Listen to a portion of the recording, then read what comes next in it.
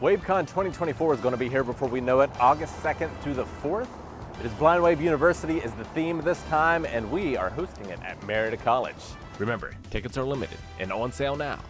Head over to blindwave.com/wavecon to buy your tickets today and enroll in Blind Wave University. Class dismissed. Do it. It's okay. You'll be fine. Don't worry. I know. It's okay. Don't worry. We're trying to get the signal. You're doing so good, Gonk. You're doing so good. Is it working? I think so. Are we in? What are you doing? Is it working? Put that down. Okay. You didn't win that. Okay. You can't get this. All right. Fine. Sometimes it acts up. Hello, everybody. Welcome to this month's Badonkagonk. As you can see, we have an extra large gonk that we stream from. We're currently outside Starlight Beacon because today is a day that we're going to be talking a lot about the High Republic era. Yes. We have a High Republic book. Yep. Currently, Acolyte's going on. Really? So we have some stuff to talk about with that, which is great. It? And we have, we'll be announcing our next book and our next Badonkagonk, which is not too far away either. It is not. And as always, we'll have some questions and stuff towards the end of the show. Yes. I guess Acolyte focus we want him to be. But I think so, yeah. I think that's what we're going to do. I think the last segment we have, we'll talk about some stuff from Acolyte that we want to talk about, and then also we want to get some questions from you guys about the Acolyte. Yeah. So if you have questions pertaining to the Acolyte, you can start submitting them throughout the podcast. Right? Absolutely. Yeah. It's going to be fun and not at all contentious. Yes. There hasn't been any contention online, Aaron. Oh, yes. There has not. Not for us anyway. Anyway, we have one thing we're going to start off with a little bit, which is related to the Acolyte. Yeah. I thought it would be interesting. We've read various books. I know other people have read books and stuff too, but sometimes you don't know all the stuff. So I thought it might be interesting to kind of go over, like, who are some Jedi or characters, especially from, like, the Skywalker saga, that we may see in the Acolyte. You know, we have, in the most recent episode, we had Ki-Adi-Mundi show up. We did. We know that Yoda mentions that he's, like, 900 years old in Empire Strikes Back. Yep. So he could still be around. But, like, what other characters are there that maybe people know or don't know as well that we could also possibly see in the Acolyte? That's possible to see. Okay. Not that they will be. Yeah, not that they will. Yeah. Just that it might be something that pops up. Who are characters that are alive around this time that maybe could join in to the Acolyte? I get you. Okay. So, clearly, Ki-Adi-Mundi and Yoda are going to be the first two that I'm going to mention just because Yoda is a well-known, well-established Jedi throughout most of the Skywalker saga. You see him a lot. He's known to be old. This is only 100 years. For that. Yeah. This is only 100 years before Episode 1, so he is still around and is a Grand Master of the Jedi. Yeah. So he potentially could show up in I it. could definitely see that happening. I think that he's probably the character you want the most if you're, like, marketing the place, right? Yeah. You're marketing this thing. It's like, give me a Yoda shot and put it in the trailer. You right? know? Yeah. That didn't happen. No. So. But it could have happened, absolutely. I think Yoda's probably the most likely to happen, I would say. Sure. When you're going to go to someone who's wise or in charge, like that might be a good one to bring out and be like, okay, this means this is important. Sure. And if we're going to say Yoda, I think we also need to say Yaddle. True. I'm thinking about it, right? Yaddle's a really good one as well, yeah. Yaddle is the same species, lives quite a long time. I believe is younger than Yoda. Yeah. But doesn't have that gray hair yet, right? Knowing that Grogu's like 50 years old and still a little bitty baby, and Yaddle clearly is not. Yeah. I would say Yaddle's a good choice to have as someone that could should up. Yeah. And I wouldn't mind either, because I enjoyed Yaddle, and we got a little bit in Tales of the Jedi. We did. And I would like to get a little bit more Yaddle. Did Bryce Dallas Howard voice her in that? In Tales, I believe, I think, yeah. Okay. Gotcha. Yeah, I would probably do Yaddle. I don't want to say it like that. I think Yaddle would be good for this list. Another one that's a lesser-known Jedi that was on the council was Yarael Poof. Yeah. I believe is how you say the first name, but Poof, I know. He was the long-necked, like, kind of ball-shaped head. You see him in episode 1, like, in the back, like... Yeah, just kind of wiggling back and forth a little bit. Yeah. I don't think he's on the council later.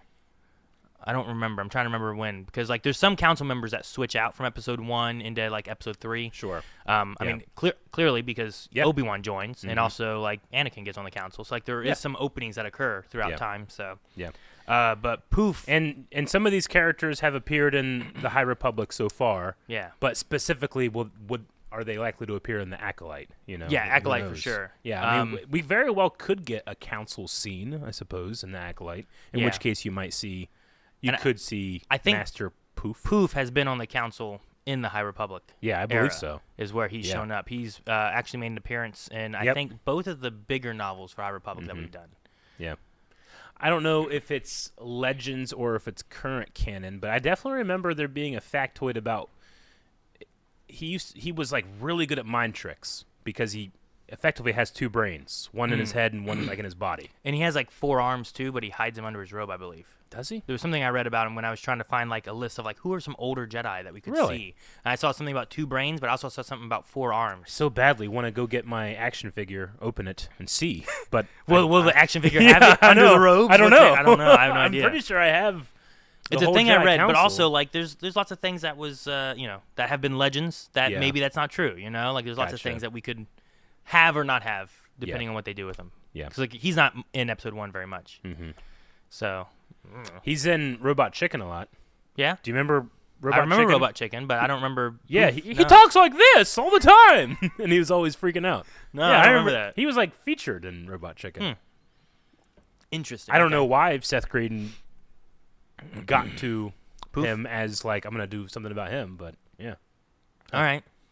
Well, another Jedi Council member we have seen had been alive during the High Republic era. Yeah. Was in Jedi Survivor. Master Rancius. Yes. Rancius. Rancius. He's the snake dude, He's the snake right? dude. Oppo. Which, if he showed up in Acolyte, I would love it because I want to see what he fights. Don't like. you want to like? It's like That- Max Rebo. Like you want to see his body. You want to see it move. You want to see What's it. below the piano? Yeah, absolutely. Well, yeah, absolutely. Yeah, so that's one where like we know because of Survivor that he was around, but I want to see him more than I want to see like Yoda, just because I want to see in the height of Jedi when like they should probably know how to fight with lightsabers and everything. What is this guy who's a snake fight like? Sure. I Though would love also- to see that. He's been mentioned in a couple of the High Republic books so far too. I think, right? I don't remember him in books. I don't think he. necessarily. I can't remember if he's been. I know there was a voice because I remember being at the dog park with Obi before I moved. Yeah. And being like, "That's what Oppo sounds like, huh?" Okay. So I think he has at least a speaking part Okay. too. I But just don't again, this remember is it. about like, will they appear in the Acolyte? Not have they appeared in the High Republic? Yeah. So this is someone who we know is alive Yeah. in this time frame. We could potentially see them, whether it's a cameo or like And- just them up there. Yeah, and you make the fantastic point of like, if you have him, it's gonna be effort to have him do any type of fighting. Oh yeah. Yeah. Yeah, I mean that's why you like. I think that's like when you get certain Jedi, most of them are very humanoidy Yeah. to fight. Like in Episode 2, like I don't remember him being there in the arena. Yeah, he's Fighting, more of you like know? I think there's an actor in there, but it's really like a puppet prop from the waist down. Yeah. Yeah, like that's a tough thing to fight Uh-huh. as with a lightsaber. But then they also had they never thought they'd be able to show Yoda fighting, and they did that. That's true. So Yeah, I want to see Snake Man fight. I think that'd be fun to do. Does he like use his tail and I want stuff? his tail to hold the saber. I'm saying, can he like whip people? Yeah, with a saber in it. Okay. Like, whoosh. Yeah. Does he cool. like constrict you and then chop your head off or something?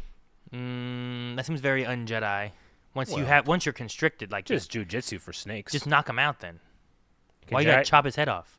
Well, if they suck. Can they eat them, and then you can just like spit them back out later after he's like captured them? You know what I mean? Yeah. That'd be something. I don't know. Like he'd be like a great bounty hunter. You eat your Probably. target and you just regurgitate them back up later, Yeah. and it's like don't wait too long though. Dead, alive, or digested? Which one do you want? Yeah.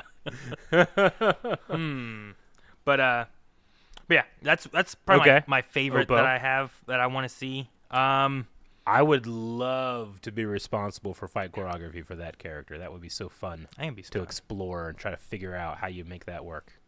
Yeah. That would be cool. I would. And then the last Jedi that I had on my list is actually one that showed up in this book, which In is this one? Master Sinube. Yeah. So like, Yes, he did. Young Master Sunube in the book. they definitely hang a light on how that he sounds young. Uh-huh. But yeah, that's one in the Clone Wars. This is one that's not so much in the Skywalker saga itself, sure. but in the Clone Wars animated show, he helps Ahsoka finding her saber on a episode. And then, And sadly, Yeah, we see him in Obi-Wan as well. yeah, And he's all amberfied. yeah. That sucks. Master Sunube. Yeah, it would be cool to see characters like that, especially characters that we see as elders in the prequels, just because I imagine when I'm an elder, I'm going to be almost nothing like how I am now, you know? So that's always the fun part of characters sometimes. Yeah. But then there's also super long-lived characters like Oppo or Yoda. I don't imagine they change a ton after they hit like 600. Sure, Maybe they right? do, Yeah. You know? Their later years, wherever that starts, is fairly similar. But, you know, it really does kind of drive home to the point, because this is like the last Jedi that's on the list, right? Yeah, the one I have on the list. It drives home a lot, I think, trying to understand what Anakin Skywalker is going through, because you have all these old people that have lived for hundreds of years saying, like, it's easy to give things up, you know? And it's like, not to me. I'm 20. Yeah, sure. Right? Like, how old was Anakin in Episode 3? 22? 23? Episode 3 is 9, and then Yeah, he's 9, and then 10 years, and then I think he was 3 20, years. 23. Yeah, like, I knew you when you were 23. You were a dummy. I was a bigger dummy. Probably, yeah. You I'm know, sure, you were a kid. I'm sure my wife would agree. Absolutely. you were a kid, you know? Like, Yeah.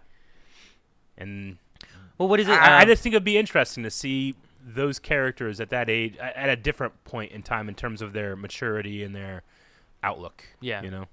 Now, I mean, what is it? The brain still develops up until like 25, 26, 25. something like that? Yeah. So, yeah, there's Yeah. still that aspect And too, as right? Fubicino says in the chat, like Vanestra, we see Vanestra much older. Yeah. And she definitely feels like she's lived a life. Like, she's not I wouldn't say not the same person, but those life experiences seem etched to her face. Yeah. You know?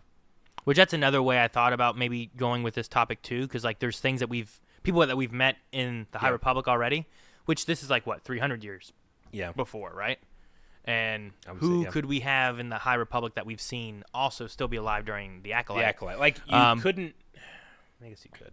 But there's some overlap with a few of them. But like Vernestra, we've never met in live action until Acolyte now, you know? So most people wouldn't know that character until now.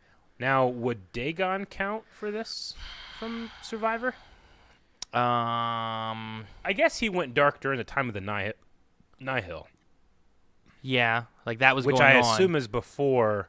He's probably in his sleeping thing, I would say right? so, Before the events of Acolyte, Yeah. I would assume. Yeah, I think so. I think you're right about that. At least I would think. Maybe his master? Is that a possibility? His master? Right? Who was he with? No. No, you No. mean Yeah, You I'm mean trying. the Gendai? I'm trying to remember the story. Well, who was the girl that he was with? And then I was trying to remember. Like, wait a minute, what was her story? I can't remember her name. and right all now. that stuff too. So, because like, I know the person that takes his arm. yeah, Yeah. Yeah. Okay. the one that put him in his tube, you know. Yeah. But I can't remember her name. I'm sure Nexus will. Santari. Centauri sounds right. Master Santari. Yeah, that's right. I could see Santari Kree. Maybe. That'd be cool.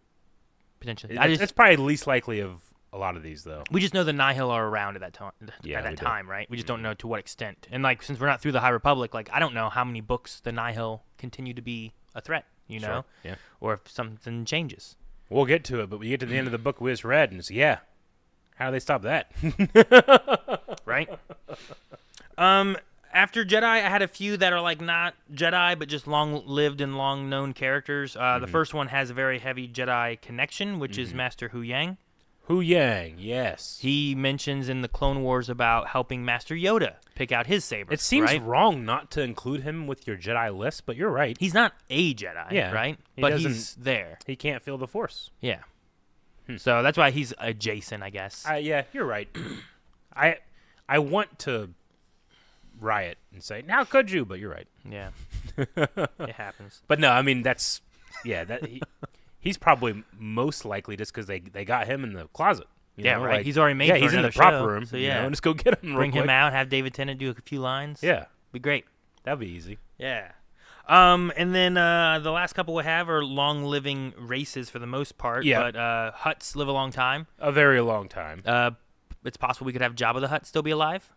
I wonder how old Jabba is. Let me see if I can look that up. I'm pretty sure Hutts live for hundreds of years. They can. I just wonder if, like, Rada But, obviously isn't. Sure. You know? So, like, if he's, like, he doesn't look too much younger in Yeah. Episode 1 compared to Return of the Jedi. Mhm. I say he's, like, 500.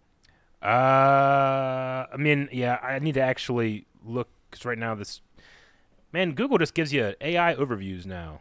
I need to look at the source. But this one's saying 600 years old. 600-ish? 600 BBY, but I'm not sure if that's like Legends canon or actual canon. That's one of the other things, too, is, like, where's the source from? Is it something from Legends? Yeah. Is it something from canon that we can pull from now? Because a lot of information... and absolutely everything you need to know about Star Wars lists him at 604 years old by the time he dies. Gotcha. Yeah. 'Cause that's one of the harder things that I found trying to figure out how old some Jedi lived to be and how old they might have been was some of the information for, like, these species is from, like, tabletop RPGs that I'm like, well, this isn't technically canon. Sure. It's just information that we have. So it's like, I can go with this for now, but I don't know if this will be the same case here in a little bit, you know? So it's tricky with, like, how old is Jabba? Or how old can Hutts be? Yeah. Speaking of...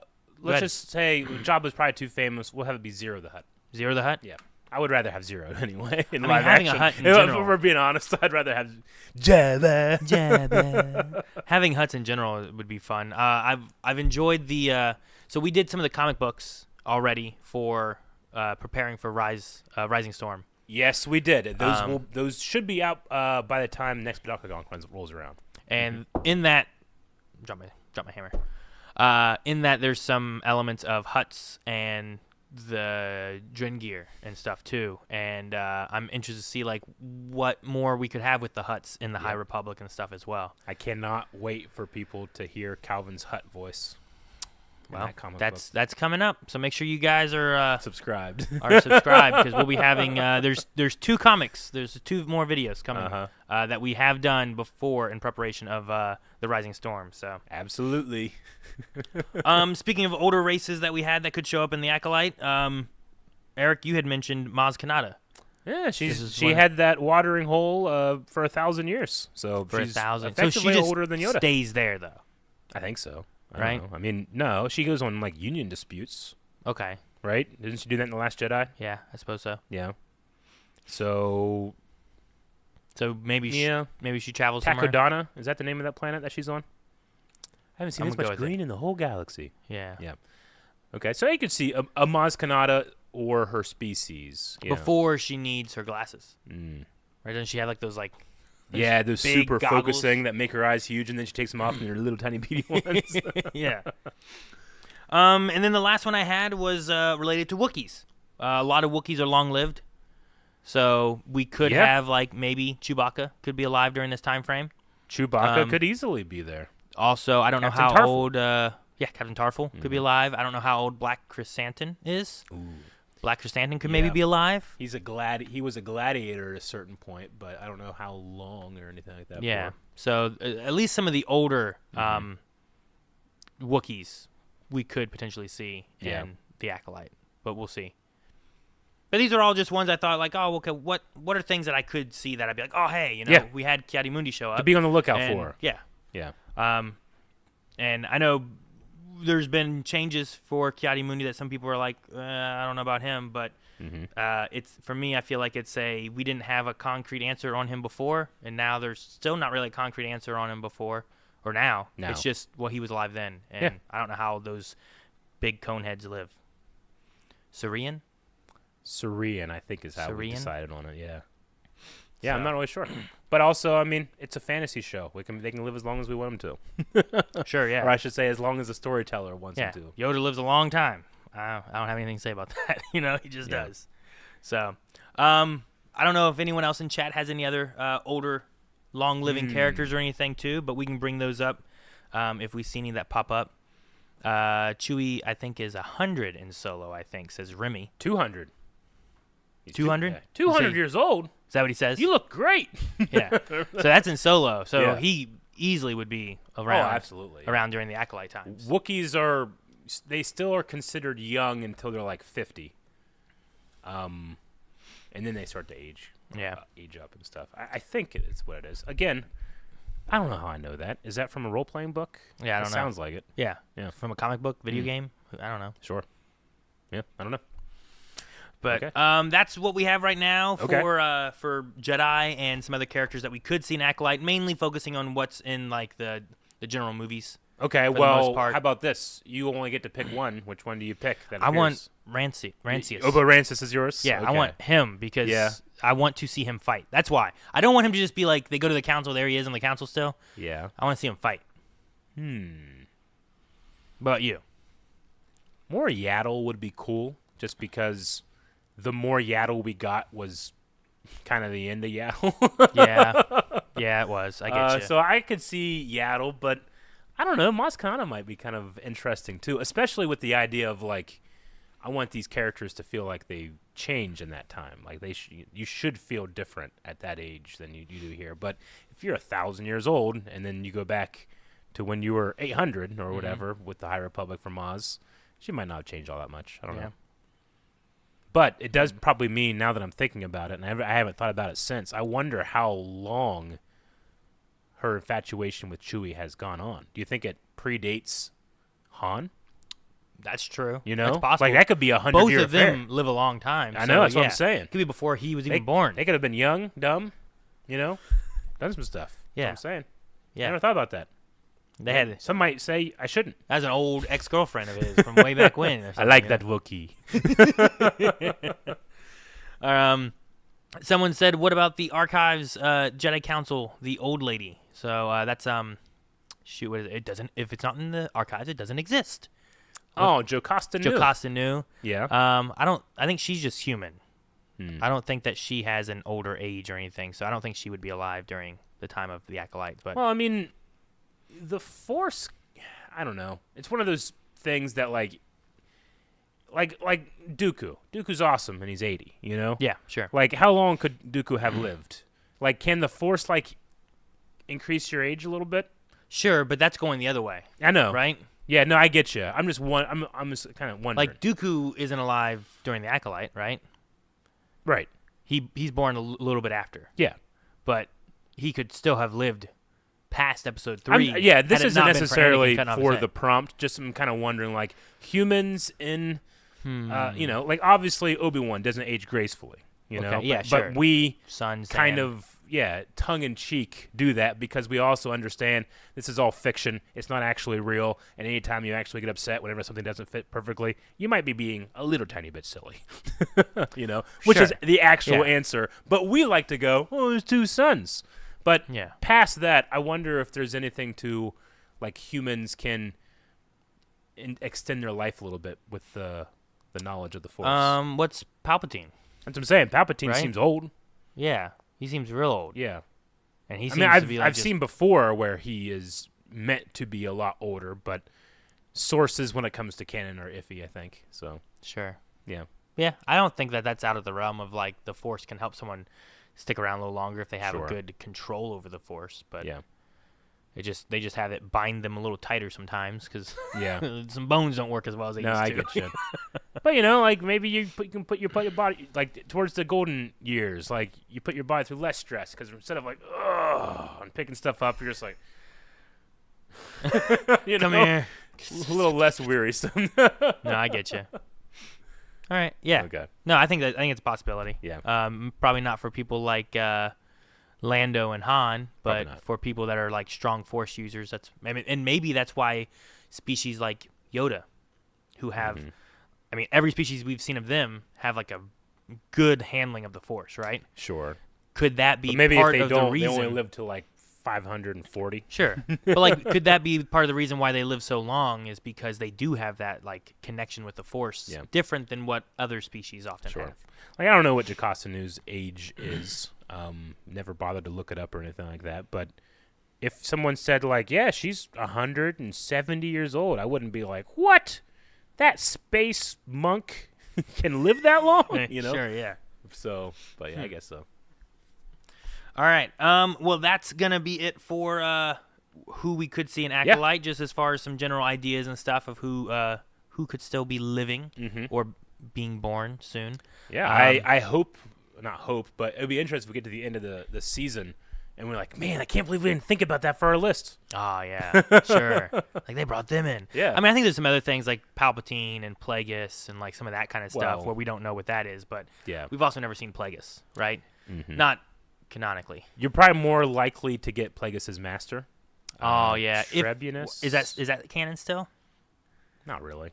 So that's the thing, too. Like, they could just, like, I don't know, guy in the smile mask could be hit. Yeah. I think he was a Bith, right? Yeah. Yeah. I think in the Plagueis book, Yeah. I think it crushed him with a rock. Yeah. I think I remember that, and he was a Bith. Yeah. Tenebrous? Something like that. I've only ever read it. Sure. If No. he's in the And it's show, been- maybe I'll know. And it's been a long time, and I don't think I finished Plagueis. I think I started it and never finished it. So. Oh, Well, it wasn't canon anymore, so I'm like, I know. I don't need to waste my time. But if it was canon, man, that thing changes the way you watch that movie. Like, Plagueis is still alive until the end of the movie? Which is crazy. That's Yeah. crazy. Oh, man. Well, it's kind of like watching Tales of the Jedi with Dooku, yeah. and then relating his time where he's at with where all this is episode 1, you know? All this is the Yaddle part. During that part, oh my gosh, you know, and it's so different. I mean, I love that book, and it has some really fun ideas, but if that came out today, people would be upset. It's like, well, there's 3 Sith at one time. There's Mace Windu said. Right? Yeah. Yeah, I don't know. But Maybe, technically, I guess Mace you know is what? correct. Like, right then, there's only 2 Sith. at that moment. At that moment. But again, I mean, that's the point of an acolyte, right? Like, in that book, Palpatine was preparing Maul to be his apprentice once he took over, you know? Well, yeah, and then there's also... He just, whenever you hear in episode 3, you just think that happened a long time ago, not like 10 years ago. Yeah. And whenever you hear, like, well, always 2 there are, no more, no less. Yeah. And then you get into the Clone Wars and stuff, and you're like, but what about Ventress? Yeah. What about Savage? Like, Yeah. what are they considered? And then you get later than that, and you're like, wait a minute. So there's Darth Sidious, and there's Darth Vader, and then there's this Grand Inquisitor guy, and there's a lot of other Inquisitor people. Yeah. Are they Sith? You know, like, what's going on with that? And it's just like, you know, I don't know. It's a very specific word. Yeah. That I think in the casual Star Wars fandom is... Anybody with a red lightsaber. Yeah, pretty much. Oh, Sith, right? It's a Sith guy, you know? But if you saw someone using the Force, you might be a Jedi. That doesn't mean that's what they are. And then there's also there's the Sith species, right? Which I don't know if that's still canon anymore, but there used to be a Sith that was a species, not just a more like a religion like it is with Bane and all that. Yeah, they were red and they had little tendrils and stuff. Yeah. Yeah, Malgus's master in the Old Republic. When you see his trailer. face, he's a Sith. A Sith pureblood. Member of the Sith species. Yeah. So there's some things like that, but And then when those exiled Jedi took over that species, they became the Lords of the Sith. yeah. But all right, guys, that's going to be it for us talking about the Acolyte possible Jedi showing up. Yep. We're going to move into the Rising Storm. The Rising Storm. Talk about it, which Crap, this book. was a long book. Long book. But Light of the Jedi was pretty long. I got through it pretty quick, though, honestly. Like, the pace kept up. The pace Because there were 76 chapters. Like, it felt like every couple of minutes was like new chapters. Like, damn. I think I was in chapter, I want to say 30-something. Yeah. I was like, dude, this is crazy. Yeah. I'm getting close to the end. I'm almost done with this thing. Yeah. And then, like, I looked. I'm like, I still have 8 hours left. I know. or something Yeah. like that. I was like, geez. Yep. There's so much going on right now. Uh-huh.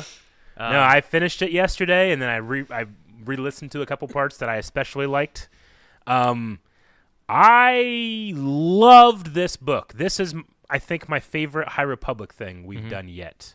And it has to all go on the back, the broad, strong back of Loden Greatstorm. Of Loden Great. Yep. He was in it for like I know. 2 chapters. But I know. But like the care and emotion I had for him versus his screen time, if you will, like is so off the charts. Like I was so emotionally invested and so utterly devastated by this book, which that works for me. Like when pages on a screen or words in my ear can elicit that emotion. That's good stuff. Sure, yeah. But, no, yeah. the ending of the book, Oh. for sure, with like Bell. I was I was back and forth. This like, oh no, what's gonna happen? Oh, it's not, they're gonna get out. Oh, they're not gonna get out. Oh, they're gonna get out. And then, well, they play with you so many times. I know. Right? I know. That was one of the things. It's like, and then the needles came out, and he didn't see them. Dude, but the Force, they're like, oh, God. Oh, the Force saved him. He's okay. I was and then he on- fell. Like, he fell. I What do you mean know. he fell? But this time, the Force wasn't there. Like, oh, no, he fell? Oh, What's no, that mean? He fell. And then I'm like, then Bell's like, Zell oh. had that problem with jumping in the first book. He'll catch him. Yeah. You know? And then Bell's like, oh, hey, man. He's like, all right, point me in the direction of Yeah. Oh, shit. Yeah, here we go. Direction all right. of danger. Yeah. You know, and you're like, oh, that's so good. And it's so good. And he's like- everybody sees him and they're like, yeah, hell yeah. He's going to go back. He's going to get better. Oh, he's going to get revenge. You know, you have all No, these that's not things, the Jedi these way. potentials, and then all of that is leveled. Yeah. Yeah, it I'm is. sorry I'm at the end of the book, but that's just how, when I think of this book, like, Well, there's it's- obviously a huge part that goes on for quite some time, and then there's everything else that happens around it. But So it's so tricky, too. I think the same thing happens with reactions of things, too, right? Because, like, know. when you get to a thing that's a cliffhanger, or you get to the end and that's where, like, the big moment happens, like, all right, now when you go into discussion, like, that's the freshest thing in your mind, too, is like, well, I just finished this, and this is where I'm at with it. But, like, should I go back and talk about all that? But then, like, Yeah. I don't know. I You know, know. it's so I get tricky. you. So yeah, we can get started with that.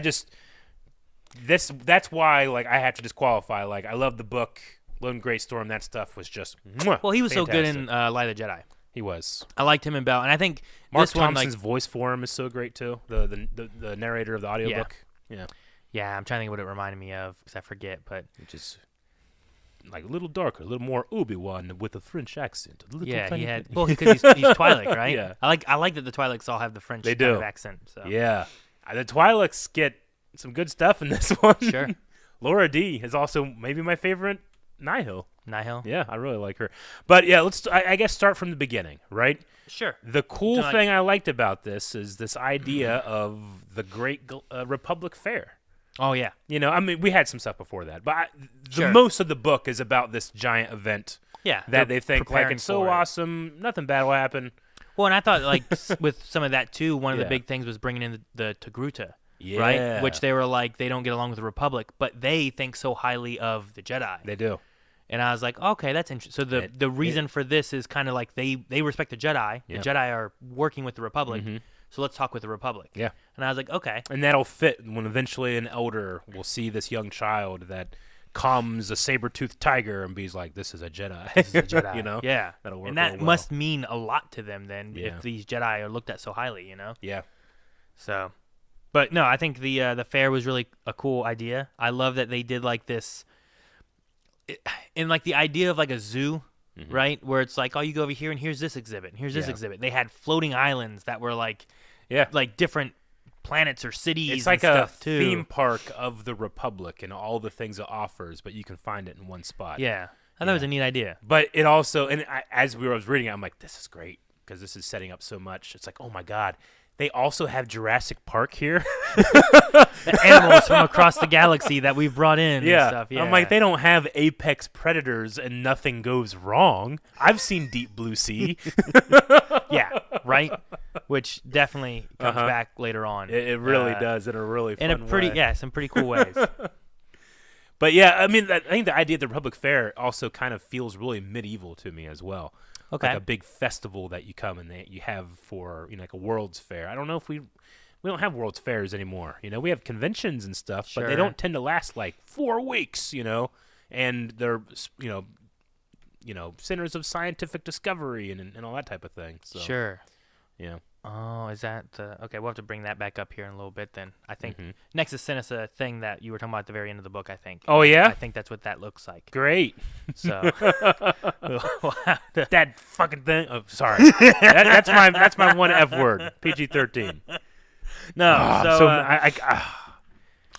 Well, with talking about towards the beginning of this, Yeah. one of the things that we haven't really gotten to show yet is the comic book stuff, which has some connections to this. Yes, it does. One of which was like in the very first, I think, chapter that had Markion, right? Markion Row. Not Marcion. Or however they say it in the I don't know, book. I like the way Mark Thompson says it. I know, Marcion. Markion Row. Markion. Yeah. I think is how you say it. Yep. But he always says Marquee Marcion. on. Um, Marquee on. But they said about the spider ship in it, and I was like, and then I Yeah. pictured it because we did the know comic this- book. yeah. I'm like, oh, the spider ship. Okay, yeah, that's cool. It's good, like, having Avar Chris in my head. Now that I know what she looks like. Unfortunately, I also think I know what she sounds like. No. Okay. Dang, that ruined that. The other thing that they had in this too was we mentioned about excited for Huts in the comic book reading, but they had a mention of talking about the Huts and how like an alliance with the Huts is kind of being frowned upon, but might be needed. And I'm very interested to see where that goes because I love the idea of a Hut alliance because of the Drengir. Yeah. Especially after what we saw in the comic. Right? So, like, I'd like to see how that kind of develops into, well, we're not in favor of the Huts, but they are an ally compared to the Drengir. Yeah. Like, we should work with them. Yeah. It was interesting reading the book, going through the book, because, like, the Drinker come up, and the Drinker, for me, are, like, terrifying. The Nihil are bad, but they're not necessarily terrifying to me. It wasn't really until this book that I really felt, literal terrorism from them, but terror from them, in terms of like how far they'll go and how callous they are. But the Drinker are just like these horror characters in Star Wars to the point where like I sometimes feel like, man, this is like too much for me in Star Wars. But but that in itself makes it feel better. Yeah, they're just coming to devour everything. Yeah, like imagine the cicadas came, but they also ate people. I know, right? And it's just like that's just what they do. do. No wonder the Huts want, like they're slow and giant. Yeah, the Drinker probably like, yes, go to Nal Hutta. Lots of sustenance. Any planet with Nal in front of it, we're going there. Yeah. Giant stakes that can't run. Pretty much. But the Drinker are such an interesting villain, because they have that element of like a little bit the element of like George Lucas. Some people think George Lucas is a genius simply for the one idea of having all the bad guys or all the like bad guy thugs in his prequel movies be robots, because no one cares if you destroy robots. It's like no one really cares if you cut up trees, like especially if they're trying to eat you. Sure. Well, and earlier in the book, one of the things I did like was how one of them was killed. It was Ty, which was I believe a new character that we haven't met before until this book. Very interesting character. She's the Saber for Hire. Like, so she like used to be a Jedi at some point or something, and now is kind of like a freelance bounty hunter kind of character. Yeah. But I thought they were pretty cool. Oh yeah, and she has just a great story throughout specifically with a new Jedi, not a new Jedi character, but a Jedi character I don't feel like I've gotten to know as well as in this Elzar Man, yeah. which we started the book with him. Yeah. Which I believe we ended the book with him in Light of the Jedi. We heard about him right in there because he's one of the 3 Jedi Padawans that really hung out the Ron, Harry, Hermione Sure. with Avar and Stellan and Elzar. But we didn't really get to know him, and I felt like this one we got to know him, and he's really interesting. Yeah, I feel like in the Light of the Jedi we ended with him, and he had some kind of scream and vision and that kind of stuff. And then in this book, we kind of start back up with him with some kind of scream and vision and that kind of stuff happening as well. Yeah, and he goes to like the moon of Ashla, yeah, and bathes in the waters and sees ocean. some terrible visions and stuff, right? And we do mean Stella and Geos is the one that doesn't appear much in Light of the Jedi. Elzar does. Okay. Is that what it is? Yeah. Is it Stellan then that does the scream? Not him that does the No, scream. Stellan It's Elzar, is the proper new member of the Jedi Council. Yeah, okay. Yeah. Which I love Mark's voice for him too. Yeah. Sure. Very proper kind of sounding. Mm-hmm. No, Elzar Man is I don't know. I liked him in this book. I thought he was interesting. I really liked all of his parts in this. He had some of my favorite moments in the book too, I think, which I want to get to. I think the High Republic, it just bodes well for like some of the stuff that we see or read or hear. And I want to talk about a few of those things later. But yeah, Ty, one of my favorite things with her was that she was fighting a Drengir like earlier on in the book. Yeah. There was like these people that like hired her to take out this monster, I think is what it was, and she was gonna the do Drengir are spreading throughout the galaxy. Yeah, so we met them in Into the Dark, and they kind of got released and awoken there a little bit, but then they started awakening, I think, in other places too, or something. Because they got awoken there, they woke up in other places. Because they have like a hive mind thing or something, right? Yeah. And they can literally seed planets. Yeah. And we've had the comic kind of cover on that a little bit, and this is also putting out that there's still more Dringir out there, and we're watching for them. But she's fighting a Dringir, and she takes it out and like cuts it in half, and it's like, but any little bits can still survive. Yeah. And I just thought it was cool because she was like, I'm going to cut it into little pieces. I'm going to hang it over these branches. I'm going to let it dry, and I'm going to make a bonfire. And I was like, man, you got to go through a lot. But that's okay. You really do have to go through Now we a know lot. what it takes to kill a Dringir, I guess. So. Ugh. But I thought that was kind of cool. Yeah. Meat. What'd you think of Belle? Bell Zettifar in this We had one? Belle earlier, and throughout, Belle was one of my favorite parts of this book too. Was getting because I loved him in Great Storm and Light of the Jedi. I was upset about Loden, that he was taken and lost. I kind of and forgot about it because it'd been a little while. Sure, but I the first time understand. we got to Belle and he was Yeah. talking, I'm like, oh yeah, Yeah. Great Storm. But then like Bell was like, oh man, this I'm looking forward to like learning with Bell and all that stuff, and then just He got gets impaled, right? harpooned in the gut, and I'm like, no. But he didn't die. No, But luckily. it was in that moment when I first realized how much I actually did like Bell Zettifar. Right? I was like, no, don't kill him. There was a lot of, oh my God, they almost died in this book. There was. Yeah. Yeah, there's several moments like that I was like, okay. And that's the great thing about this era is that unless I know more in the Acolyte, I have no idea what's Sure. going to happen. For example, Like I know the Nihil won't win. Sure. I know that, but I already knew that. And like now that we've seen Vernestra, like Yeah. you have less worry for her You do. in situations through the book, right? But dude, this entire book was stress Yeah. because like all the characters that I really liked were in the most danger, Mm-hmm. and also there were times where it's like, and then they died.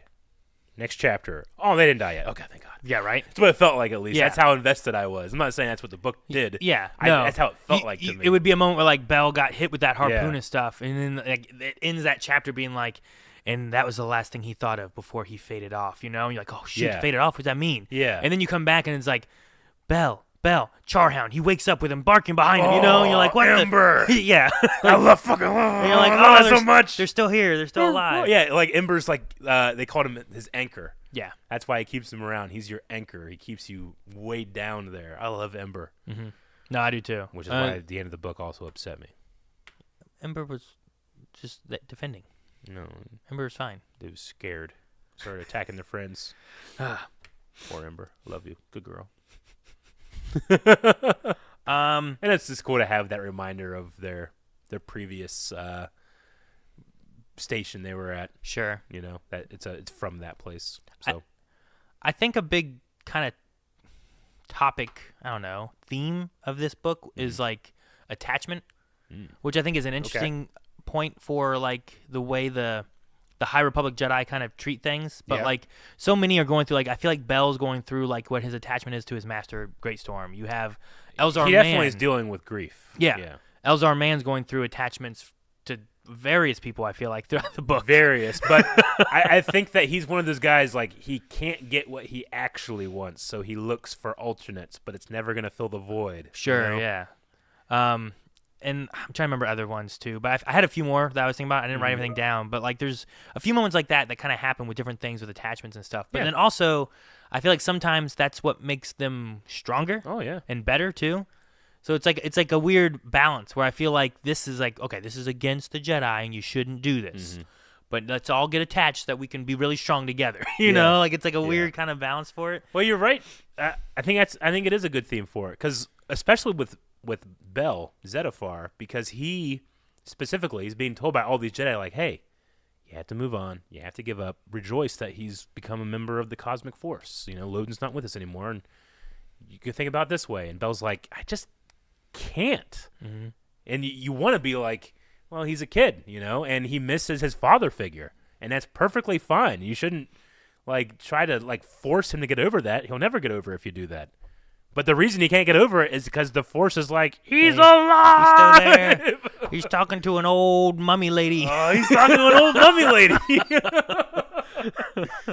That was one for me too, because Mark Thompson was doing the voice, but I didn't make the connection until he said it. Really? Yep. I was trying to remember, because that's later in the book, whenever he's Much like, later, you're who yeah. it was, right? And whenever he was talking, I'm like, wasn't there whoever the path lady was that Yeah. was like, this is how we learn about it, and he's just kind of like, what's his name? Markion is just like pretending to be whoever, so that okay, yes, let's do this. Like here's the path. Cousin. Yeah. Yeah. I was like, there's someone there. That's why I told you earlier today. I was like, I need to reread Light of the Jedi. Yeah. Because I think it's been a little while, and like I remember parts, but I don't think I remember all of it sometimes. And it's gonna be like you're gonna be able to. It's not so brand new for you too. Like you're gonna have an idea of who the characters are. I mean, and it makes perfect sense. I mean, you watched episode 1. Yeah. Were you done? No, that's what I'm saying. Like the Star Wars I know was the ones I knew when I was younger that I watched over and over so many times. Sure. And now there's a lot of the newer stuff that I try to make sure I put in my memory banks, but like I haven't watched them hundreds of times like I have like the older movies. And it's so much easier for me to not retain novels than it is any other form of entertainment. Sure. So I'm sure if I reread the Light of the Jedi, there's going to be more that I appreciate than didn't the first time. Yeah. Well, and especially I think like Acolyte will hold in my head better, and Mandalorian will hold in my head better than the books, just because I think I have harder time like picturing what the book is telling me is going on than I do when I just watch it. Yeah. What did you think about Des? I think is how it's said. He right? was I think he was a Telordai. He was like a bird race creature thing. But he was like there with Markion. With Markion, yeah. So he comes from a species that is in itself force sensitive. Right? Yeah. Well, they had a line where they talked about like battling against like 100 crimson blades or something like that. So like it had a line that made me think of like they fought the Sith. Oh yeah. I guess I didn't think about that, but that could be it. Because it sounded like they fought these crimson blades, and then like at some point with their force sensitivity that they had to kind of like squash it to not stand out so much. Sure. So they kind of like mess with it a little bit, but try not to go too hard with it. You know what I mean? Mm-hmm. Gotcha. Okay. So yeah, I like being able to have that third party, like with Marcion and Santeca in the beginning, right? Was that the old lady? Yeah, that was there. Is that her name? Yeah, Mari Santeca. Is that okay? Right? That might sound right. I don't remember. Yeah. I don't remember what her name was, but she was there. Like they talk about her having the robes and stuff, and couldn't see what they had, and then had a blaster, and then had this and that, and like what all was under there? No, like it's interesting because Marcion Rowe is like a character that's coded to be completely mysterious, but he's not mysterious to us because we're inside of his head. Like if this was a visual television show or movie, I might feel very differently about that character than I do now. But like right now, I like that characters like like this bird guy. I can't remember what you said his name was. I think it's Des. Des. Like the new insights it can give to a character like Marcion Rowe, because I myself can't see and I'm also in his head, so I can't like what do criminals think of Batman versus what Batman thinks of himself, that type of thing. Sure. Yeah, I get that. I thought it's interesting to see like him because he's like a follower of him too, right? So that kind of gives you like a different viewpoint than, well, this is the bad guy. It's more like this guy's following him. Yeah. But I thought the species was interesting too, because like he was like a pilot, but he like kind of flies with force sensitivity. And then there was a moment when they were in their caves and stuff, and he's like, what do you feel? I was like, nothing. Yeah. And that's what worries me. Like I don't feel anything. And I was just like, interesting how like they have force, but they don't have force too. But they also had like these big blades. And then like I was kind of starting to get attached to the guy and listening to him like he's fighting this creature that wing pops blades up. or something. Yeah, he had wing blades, and like they were fighting that creature that popped up, and they weren't doing well. And then they finally defeated it, and then, well, Markion just killed him, and he was like, "Thank you for serving your purpose. For you're done." Thank you for serving your purpose. And I was like, "Oh, all right." Yep. And I was like, okay. I was kind of getting attached to this guy a little bit. So yeah, he was the first one in there where I was kind of like, "Oh man." I wanted to see where this bird guy was gonna go, but I didn't get to. So you didn't get to.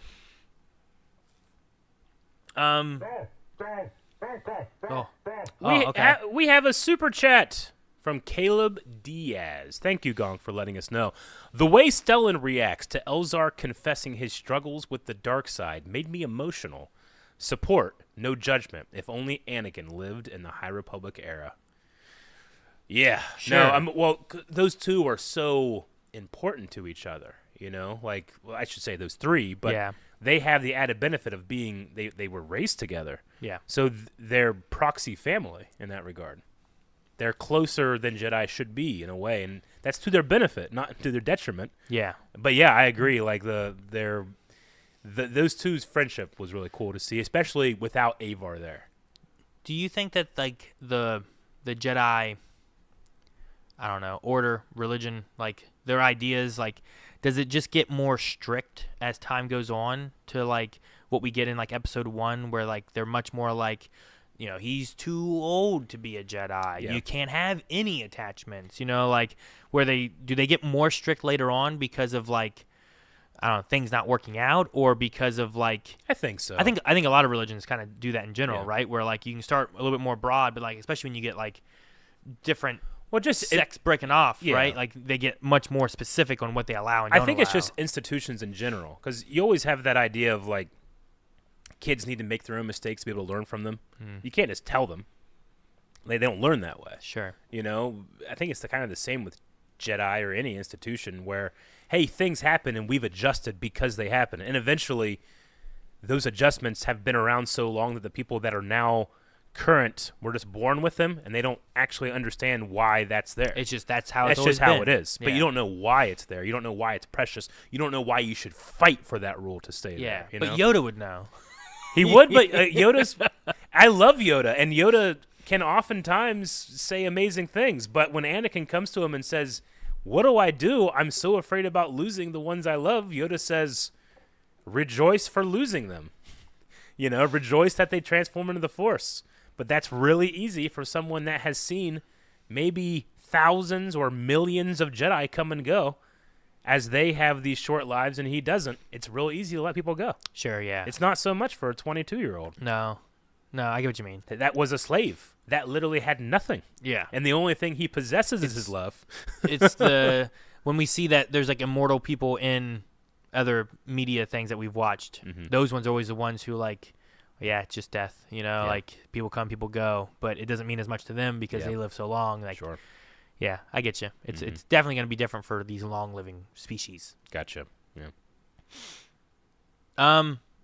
There's another super chat from Nathan. Super chat. That says, I'm about 30 minutes behind. Just past the council member talk. Gotta recommend the Living Force novel by John Jackson Miller, all about the Jedi Council. Yeah, that's the new book that came out, right? I love John Jackson Miller. He was the guy that penned the Knights of the Old Republic comic series with it had some really cool stuff. It was like a story. It was before Knights of the Old Republic, the video game. Sure. So you got to see like who Malik was before he became Darth Malik, that type of thing.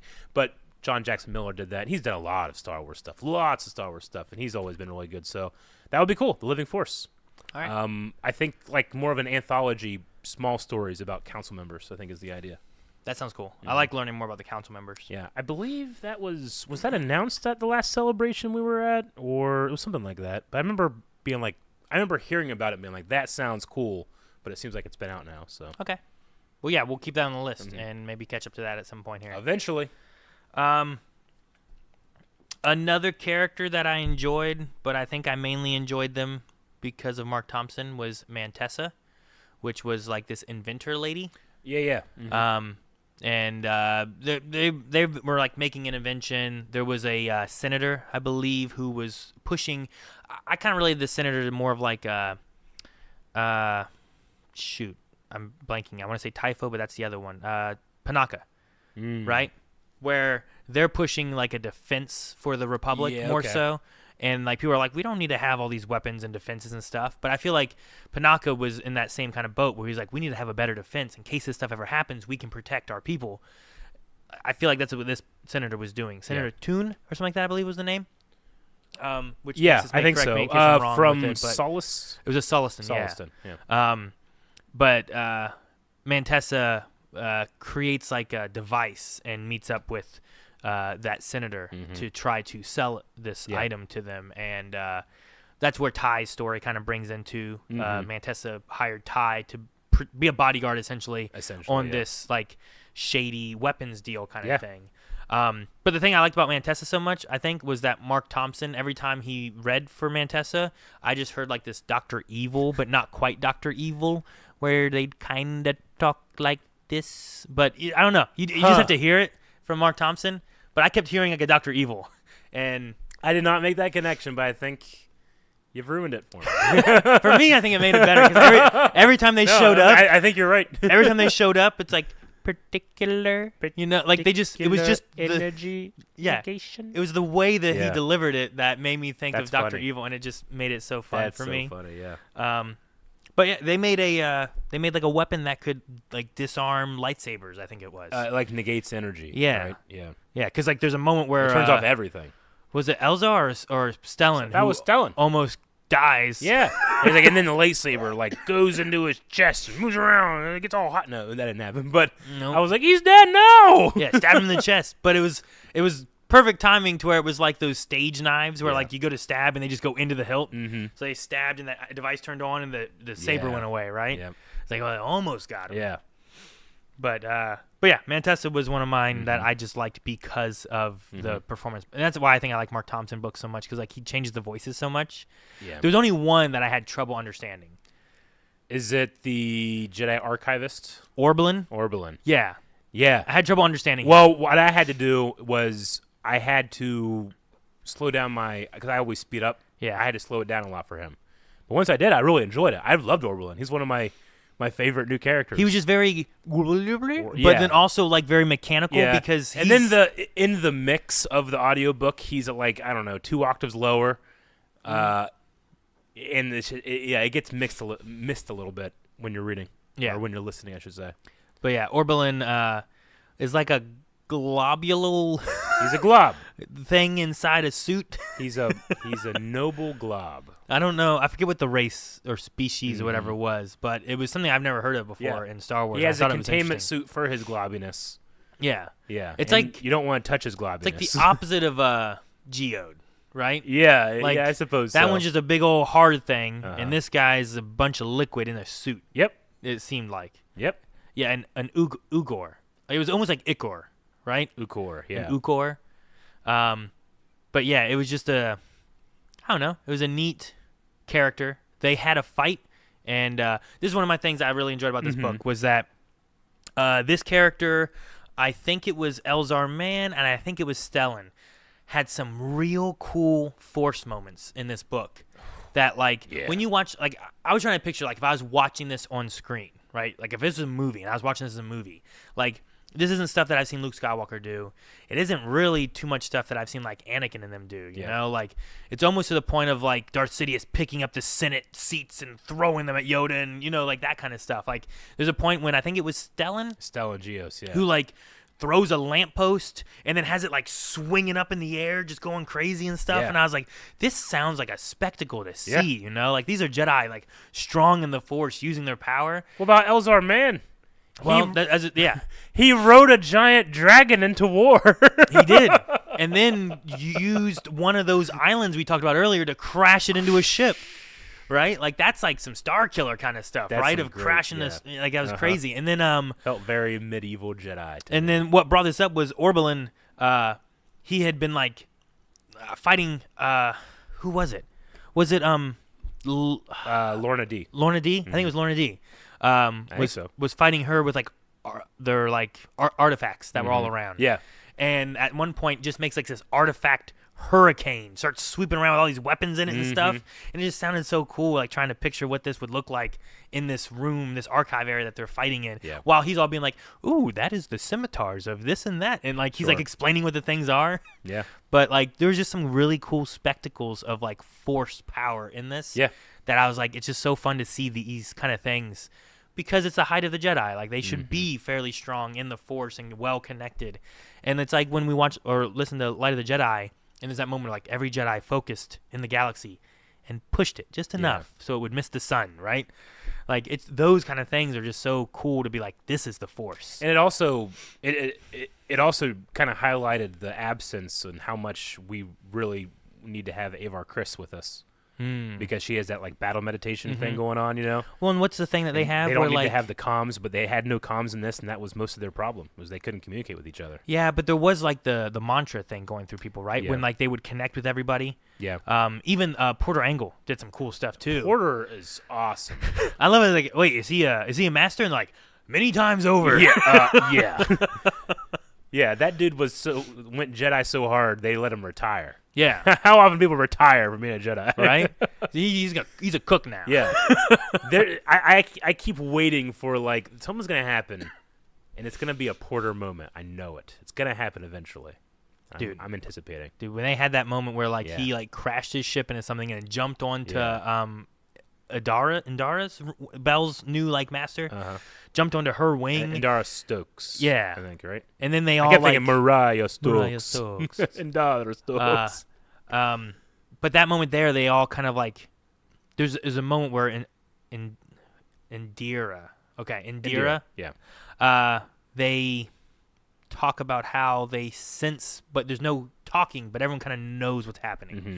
And I was just thinking of kind of like the battle meditation thing where everyone kind of gets on the same wavelength of communicating. But then like Belle, I think it was Belle, was like in a moment and trying to save Dennis, I think it was.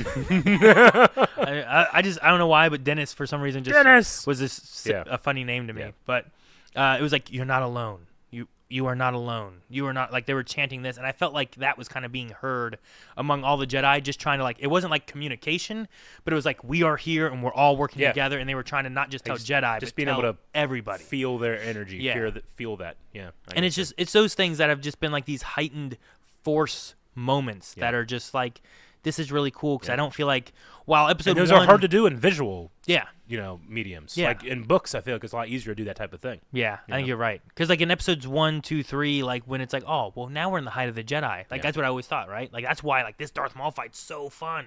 Seeing like Anakin Obi-Wan fight is so good. Sure. As opposed to Anakin Obi-Wan fight in episode 4, where it's like here's two old guys who have lost some limbs and they haven't fought in a while or something. The like, actors are using spinny, brittle sticks. Yeah, but like we get to like now we're like, look at these fights. But now I'm like, look at these fights. Like some of these things just get crazy.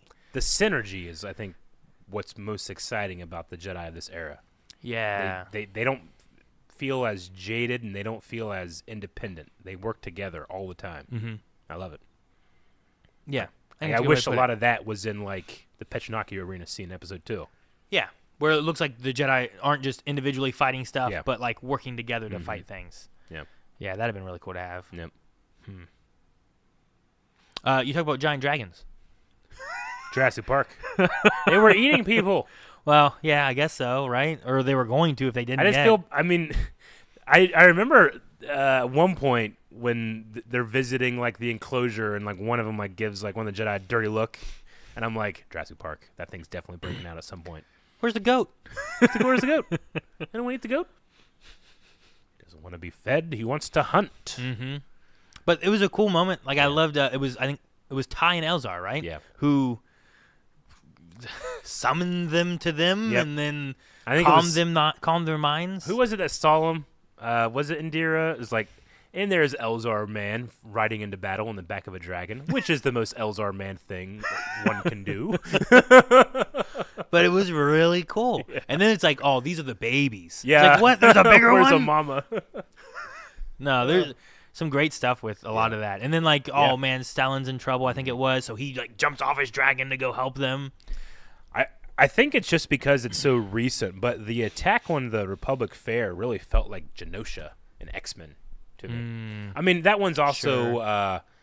I mean, that's more of like an actual like hate attack, right? Genosha, because that's about like, Yeah, I hate I don't these like people mutants, and that's yeah. want to kill them, whereas this is more of a message to the galaxy as a whole, which is what the fair is as well, Sure. But it definitely is terrorism in that regard, and it's devastating.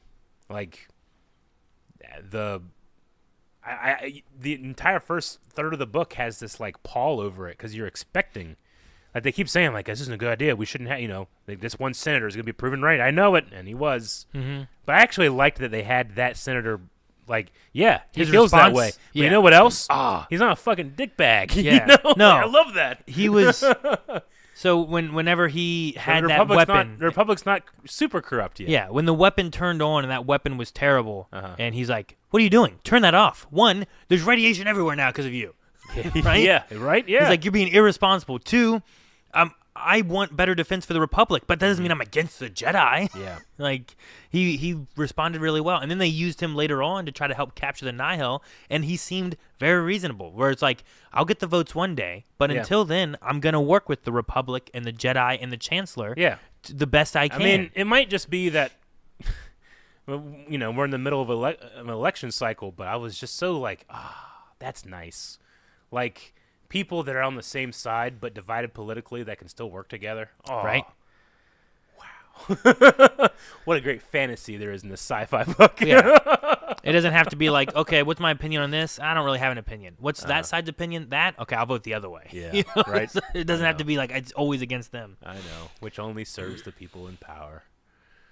So, but yeah, I enjoyed that part of that character actually having like reasonable responses to things and not just being like, yes, this is what I need as a weapon to fight the Jedi who are against me. I felt bad for Lena So in this book because everybody kept telling her, like, it's probably not a good idea to do this fair. People were scared. And it's like, no, they need this because they are scared. I see. I was feeling really bad for her when I thought, like, Stellan was, like, there crying on the ground. I was like, oh, no. Yeah, that was I one of the can't things where I'm like, believe- yeah. It's like, and then she died. Turn the page, you know. Oh, she might not be dead. Okay. She's still alive, but she's barely. I guess she was next to that giant hospital. that was the big Right? ship. It was cool having Stellan fighting with the Tarragons? Mm-hmm. Whatever the Targons. dogs are called. Big cats. Cats? Cat dogs. Named after Coruscant gods or whatever it was, right? Yeah. No, that was cool. I actually really liked the Torguta captain of the guard guy, too. He was cool. I Yeah. like that time when they slapped hands. Well, there's like a moment where it's like, there's noise coming. What is it? And it's like, oh, it's them. Yep. Oh, good. They're still alive. They're Yeah. coming back to help. It's Yeah, I like sweet. that. And they're like, there was a moment where, and it was that respect for the Jedi, where Stellan was like going to stay. He's like, you guys get out of here. And he steps up to fight with him. He's like, no, I need you to protect those people. I'll hold them back, but defend them with your life. And he's like, all right. Yeah. And it's like those guys don't really like these guys necessarily, but this Jedi they respect enough that they will. Yes, Yeah, we that was will. cool. And I was like, that's just a really cool moment. Yep. And I would listen to Stellan. Oh, And then yeah. like it's like, go puppies. Oh, go ahead. All right. And with them, he might just survive this. You know, that was such a cool moment. I like that. Yeah, I didn't want to see her die in front of her son and all that stuff, but thankfully she's still alive. Yeah.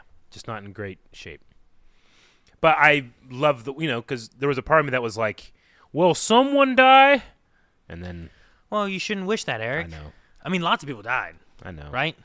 They kept bringing people back from the brink and bringing people out the brink, and I kept thinking, okay, that means someone's dying, and it's going to be devastating. But by the time I got to the end and the loading stuff was happening, I kind of just, like, forgot about it. And I was like, they're going to get him back, and Zil's going to have him back, and they're going to be fit, and they're going to go get ice cream, and they're going to have a great time, you know? And then it didn't happen. So you were like Belle. Yep. Oh, he's right there. I was like Belle. I was like, the Force has rewarded this kid. Yay! Well, before we get to the end, I guess, and talk about a lot of that kind of stuff, because there's some things with that and with, dang, I keep trying to think about the name Markion. Every time I get to it, I'm like, wait, how do I say it? Markion. Like his story in this is a lot of like collecting and trying to prove his dominance over the Nihil. I feel like, whereas Pan, I think was the name of like. Eva, something like that. Yeah. He's like this rival Nihil who's like kind of showboating his way, and it's the same species as that huge guy from Maz Kanata's cantina. That's like with the chick. He's like sitting on a chair. Oh, okay, yeah. That's the same species as him. But he's they do an early attack on and the Night Sister, of course. Yeah. Oh yeah, okay. The shoot, what was that ship called? The Innovator. The Innovator, which right? is the new big ship. Research vessel. Yeah, science vessel, and has like I think they're doing Bacta and that kind of stuff on it, right? Yeah. So because they put Bell in a thing to save him, which worked real quick. He was impaled, and later on he's doing all kinds of stuff. So yeah, he is. That's some good stuff in there. I know. We need some of that. We need some of that for loading. Yeah, yeah. Maybe. Just saying, don't touch him. He's all dried out. Maybe throw him in some Bacta. Maybe he'll be okay. Maybe send him next to Geode. I'm still depressed. But yeah, his story I thought was interesting. I like getting through, like seeing his difficulty of handling the Nihil, but also he's a little ruthless, but also his voice is just, sometimes I think he should be a little bit more louder, and he's usually not. But there was one time that he did get loud, and I was like, oh, man, that was a cool little moment. You know, I like that. He's talking to Nihil. He has his new helmet in this one, right? Which is like its big giant red light on it. So when he looks at you, it's like a little annoying. Is that the same one that like kills a guy? Right? Yeah. He's like, here, hold this. No, yeah. That he had that different helmet in the comic book that we just had, right? And then he also gets an artifact in that comic book that comes into play here, which is the thing that summons, the right? 3 pieces that he was looking for, right? So, again, we'll have those comics up at some point here soon. But, yeah, there's some cool stuff in there that's like, oh, interesting. That's where this goes, yeah. Which there were bird people in that. Mm-hmm. I think there were different bird people, though. Different bird people.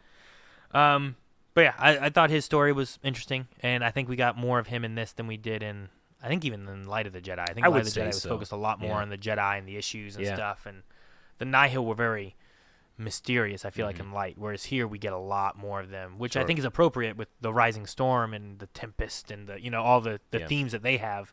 They're not the Nihil themselves aren't necessarily the deepest villains. You know, they're Vikings, they're marauders. They take because they can. Sure. But Marchion is much more layered. And Lorna D, honestly, I think, especially in this one with the whole way she played Pan. Oh yeah. All right, we'll go there and we'll take care of that stuff. I bought and then we'll come back. I bought that hook, line, and sinker. Yeah, too. I did too. And then he gets there and he's like, "Where is she?" Yeah, and not for nothing, but she can go toe to toe with the Jedi. Yeah, you know. Yeah, she fought against Orbelin quite well with the artifact that was made of some kind of wood. And Stellan too, right? Didn't she fight Stellan? Lorna D? I can't remember now. Maybe not. At which part? Towards the end. I remember Ty fighting Stellan. Okay. Oh, maybe it was. I remember that happening. Okay. But I might misremember if she might have fought Stellan. Look, that attack on the fair was 2/3 of the book. It was a lot, yeah. Yeah. It was a big part of it. Yeah. No. And that's one of the best things too, with all the moments of the Jedi trying to save people, which is the parts that you want to hear about the Jedi saving and being heroes and all that kind of stuff, which was really cool. Yeah.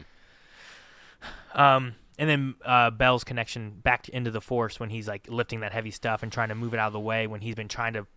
I thought that was an interesting story too, where like they shed light about him like trying to repress the Force from himself because he doesn't want to connect to it because he's afraid of how much hurt he's going to have from losing Greatstorm, losing Loden. Yeah. So, real quick, a few fun like mentions that happen in the book. We have a little bit of conversation involving Poof at one point in this book, which we mentioned him in the Jedi Council. Ariel Poof, yep. We also had a conversation with, we mentioned this earlier too, the younger Master Sunube. Yeah. And they talk about how his voice is much younger, or sounds young. So I thought that was cool to have him showing up in that as well. We had Yoda at one point, and Mark Thompson went the more Clone Wars Yoda, which I was happy for. And I thought super chat. Thank you, Gonk. Olochku, $10 or pounds maybe. Euros. What I love about Marchion is that he's not above fear. Like when he's confronted by the other Tempest runners, he is afraid and knows that one misstep will result in his death. It's very unlike Palpatine. I agree. Yeah, he's the best part of the Nihil. Yeah, for sure he is. Yeah, because I love it. Like he wants to come across as powerful, but we know he's not. He is smart. You know, so when you put him up against Pan, who is nothing but power, it makes for interesting things. Yeah, you have him like almost like taking on Force powers into himself, but it's really tricks and trickery.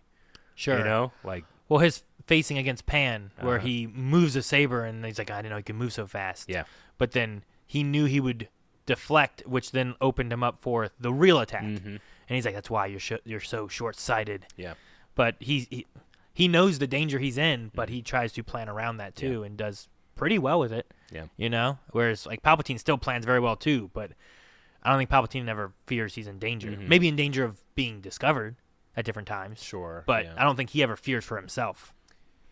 I don't think so. And if he does, he controls it. Yeah, like he knows how to control that. Like fear is, it's what Darth Maul says. It's an ally. He can use that. Eric, so when someone says "May the Force be with you," What are you supposed to say back to them? Well, the Catholic in me wants to say, and also with you. Yeah. I remember us talking about that at one point. Uh-huh.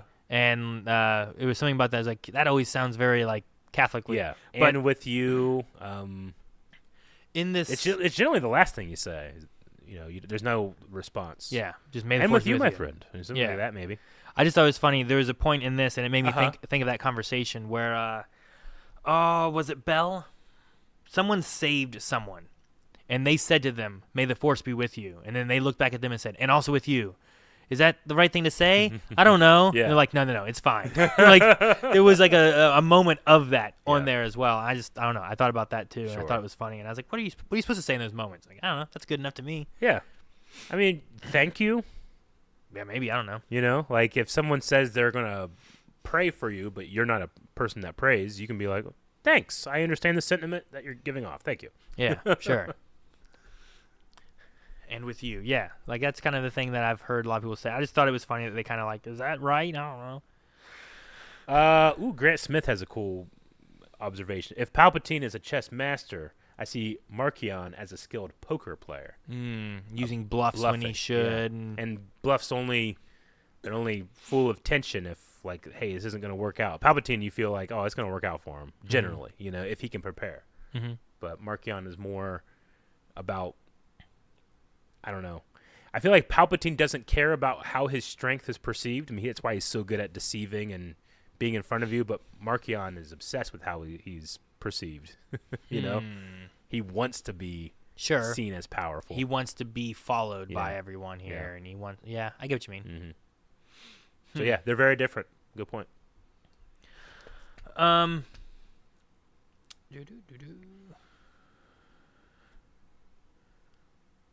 I talked about that already. Mm-hmm.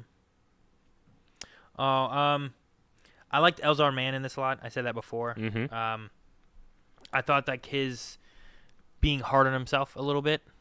I understood, but Yeah. also like maybe going a little too hard. Like he thought he stopped what terrible things he saw in his vision from Valo happening when they stopped Dr. Evil, Mancia, from the weapon and all that kind of stuff too. Yep. And then he's so hard on himself because he was with a woman when things started going real bad.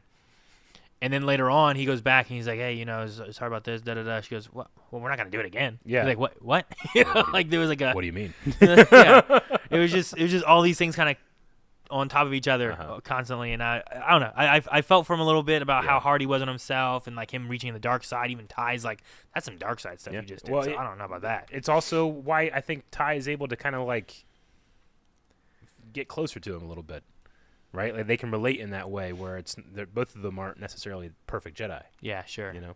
Yeah, there's reasons that she's not in the order. I assume Yeah. we don't know too much, but Yeah. at some point I figure we'll learn more. Mm-hmm. But yeah, I thought Elzar Mann, like he's like a interesting kind of flawed Jedi in a way, but I like that. Like he's trying to do his best, but I think sometimes he might be the most interesting of the High Republic right now. I mean, yeah, sure, yeah. I get what you mean. All right. At the very least, he's he's not surface level at all. Sure, there's much more. You can't really describe him in one sentence, I feel like. Yeah, Like you can some others. he's Master Man. Master Man. Master Man. Master Man. Yeah, I just can't stop thinking about the devastation of the ending of the book, Aaron. All right, let me make sure there's nothing else here that was. What did to me? We want to talk about Acolyte, too. Yeah. 4:30. Yeah. All right. All right. Go to the end. Oh, last thing I had. Yeah. And then we can talk about the ending of the book. Uh-huh. There was a mention that I caught, and I have no idea what it was, and I'm just really curious. But they had some kind of comment. I can't remember what it was, but they talked about the Mystic Nine. And I thought about like Mystic Force and Power Rangers and stuff, and I was just like, "What's the Mystic Nine?" What's the Mystic Nine? So Okay. there was just a mention of that. I don't know what it is. And Yeah. I'm hoping that You wrote maybe it's a down- High Republic thing that we get into later, or Okay. maybe it's an Old Republic thing we find out. And I don't we do that. remember. I don't know anything about it, so. There was just something about Mystic Nine. I wrote Mystic Nine and a Mystic question mark, Nine. and I was like, I want to know what the Mystic Nine is. Okay. Because my mind went to Mystic Force, which was a Power Ranger thing, and I was like, man, what if it was like a cool Mystic Nine Power Ranger group of Jedi or something? But Hey, we had Bulbasaur. we did have a Bulbasaur. That's true. So it's not outside the realm of possibilities. That's true. But Yeah, that was my last thing I really had that I was like, Okay. oh, this is kind of cool, but I don't know what it is. Yeah. But yeah, the end of the book. Markion brings out his. Well, he put all his artifacts together, right? He puts his artifacts together and he summons his super weapon. Which I don't really understand what it was exactly. It's called the Leveler. Yeah, and I thought it was gonna be like a giant laser or something. But then they talked about how it looked like an animal, right? Yeah. And I was like, am I supposed to like? Is this like a visually the way it moves and stuff? Is this like? We have an image of it that popped up. Yeah, apparently there's Yeah. an image, and I didn't know there was an image. But it before, seems to but- have some type of there's psychic attacks involved, right? Like Zell was completely incapacitated. Elzar. Well, Elzar, yeah, but I was talking about Zell, like when they find Zell and then they find Loden. Like Zell talks about how Okay. like he can't remember who he is. He loses his name. He loses all this stuff when this thing appears, right? Doesn't he? Who? Who am I saying? Zell Betafar. Bell Zettifar. Zell Betafar. Okay. Bell Zettifar. Okay. I was like, wait, who you want? Dyslexia. No, but he talks about like Okay. when the leveler comes on the scene, like it's like I don't know, it's like this devastating mental attack almost. It's like Xavier attacked him, And then he's like laying wasn't there. cool about it. Yeah, he screamed, right? Because he couldn't. I remember. I know what you're talking about. 'Cause, like he just screamed and Yeah. fell and didn't like that was all. So it there was. seems to be something like that going on with it, where it just like maybe like the Nazgul, like when the Nazgul come, they just like people like men will just look up and scream in Lord of the Rings just out of sheer terror, because that's just the effect they have. Sure. So it does that, but also it petrifies you, sucks all your juices out. It does. What something. did it I do don't to know. Loden? I don't know if it like encased him in like a weird rock thing. So like we just have was it Stellan I think that walked up because I think Indira was there and he's like, come, you have to see Bell. He's in trouble, you know. And it's like, I thought I saw terrible things on Valo, and he comes up and like Bell's there crying. Yeah. And Ember is barking and Yeah. growling and stuff. Oh, it broke my heart so much. And then you get a little further, and it sounded like there's like a statue of a rock. Loden. They called it a rock at one point. like a right? rock, It's a a rock weird shaped encasing rock. around, like I don't know, like carbonite Yeah. maybe. Like, I don't wait, know what exactly. I know it's the like. shape of that rock. Ugh, devastating. Yeah. Loden is this husk, and then you just do one little touch, and he just fades away. And that is how the book ended. I thought there would be some more. But Well, no. and then right before that too is when you had Elzar. I think it was Elzar Man who like crashed, Yeah, like he does. nosedived because around the same time they Yeah. fired and stuff too. So like that kind of goes with that psychic attack too, I guess, right? Because he dove into a vision. Yeah, he goes right back into his vision that he thought it was all over, but really it has all begun, as Markion likes to Yeah. say. So I don't know. I don't know what this thing is. Mhm. Yeah, Stellan Geos was afraid. Yeah, that was the line I think that they ended the book with. Stellan Geos was afraid, yeah. Yeah, Jedi shouldn't feel fear. Right? Like, what are you gonna do with that? Yeah. No, it was a shock of an end of a book. And it was a shock of a book, honestly.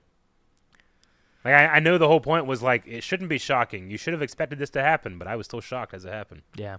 But again, it might be those lingering feelings Well- from Genosha from X-Men. That's how much that cartoon affected me. I kept waiting for something to happen with Loden because like they played that where it's like, okay, he gets out of this. Yeah. Okay, what's he gonna do now? Okay, he gets out of this. And then, okay, what's he gonna do now? And then like now Markion's here. I did too. And it's but like my needles, hope not was needles, high. falling, not falling. Ah. You know, fighting. You going without me. You know, like I there's all these know. different things, and I was like, okay. See, what's I this thought weapon once the gonna needle do? thing happened, I'm like, oh, I think he's going to be safe, actually. I think he is going to be, but that was so much of my hope. Like, I wanted it to happen. I wanted him to go. I know, and you have Bell. He's like, it's Yeah. gonna be just like it was before. Me and my master. Yeah. We're gonna save We're going to everything. get him cool Robot Leku. I'm like, Robot Leku? Sweet. Well, dude, you could put so many cool things in there. Why do you even need a robot Leku? Why do you need that? I don't know. Like, maybe he can't ride a For bicycle balance, anymore. it keeps Yeah. balance and yeah. stuff. Maybe, I don't know. They communicate with them and stuff. but yeah, You I can don't keep, know. like, salt and pepper, in each one of them.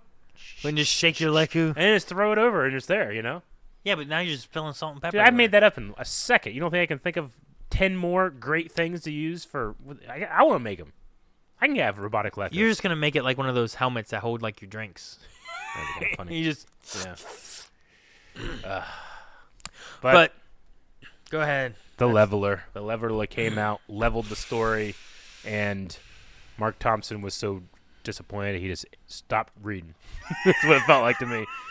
It's like fucking Stellan Gios was afraid, and then it's just like, I'm done. this has been an Audible production. No. Yeah, I know. It just ended where I didn't think it was going to end. And there was a part where I thought, like, oh, man, we're getting to the end. Yeah. And then it just kept going for much longer. And I was like, oh, we're not at the end yet. And I'm like, man, now I want more. Yep. But yeah, my favorite High Republic book so far. And we're going to be jumping into another book. The next one, I believe, is book. another High Republic. And I do believe Yes. this one runs semi-adjacent to the Rising Storm, which is called The Race to a Tower. Crash Point Tower. Crash Point Tower. I forgot the name of the tower. Witch Mountain. Witch Mountain. Yeah, so we're going to be reading that. It is I think like a junior novel. It's a shorter novel. A shorter novel, so it's not as much of a time commitment as some of the larger books. So that will be our book for next Badonkagonk. Yes, which will be on July 18th. July 18th? Well, Aaron, that's like the day after the Acolyte finale. Yes, Acolyte finale is that same week. So we'll be able to talk about how all of Acolyte comes together at the end of or at the end of the show, I guess there. But during that Badonkagonk, and I think that we can take questions on like Acolyte as a whole. Right now, we can get into some Acolyte stuff, but we've only had like half the show so far. We have. You know, so like there's still a lot of things that we could get answered, a lot of things that can come to us and be like, okay, this is how this works and how it fits. But some things we still have questions on. But I'll be very excited to like, what questions do we have that are mysteries we want to see in the future of like High Republic and Acolyte or whatever they want to do, but also like what has been answered and what new things have we gained in the lore. Sure. Well, Olichgu with the $5, what did you say those were? I think it's euros. €5. When they started the High Republic Initiative, they asked themselves the question, what scares the Jedi?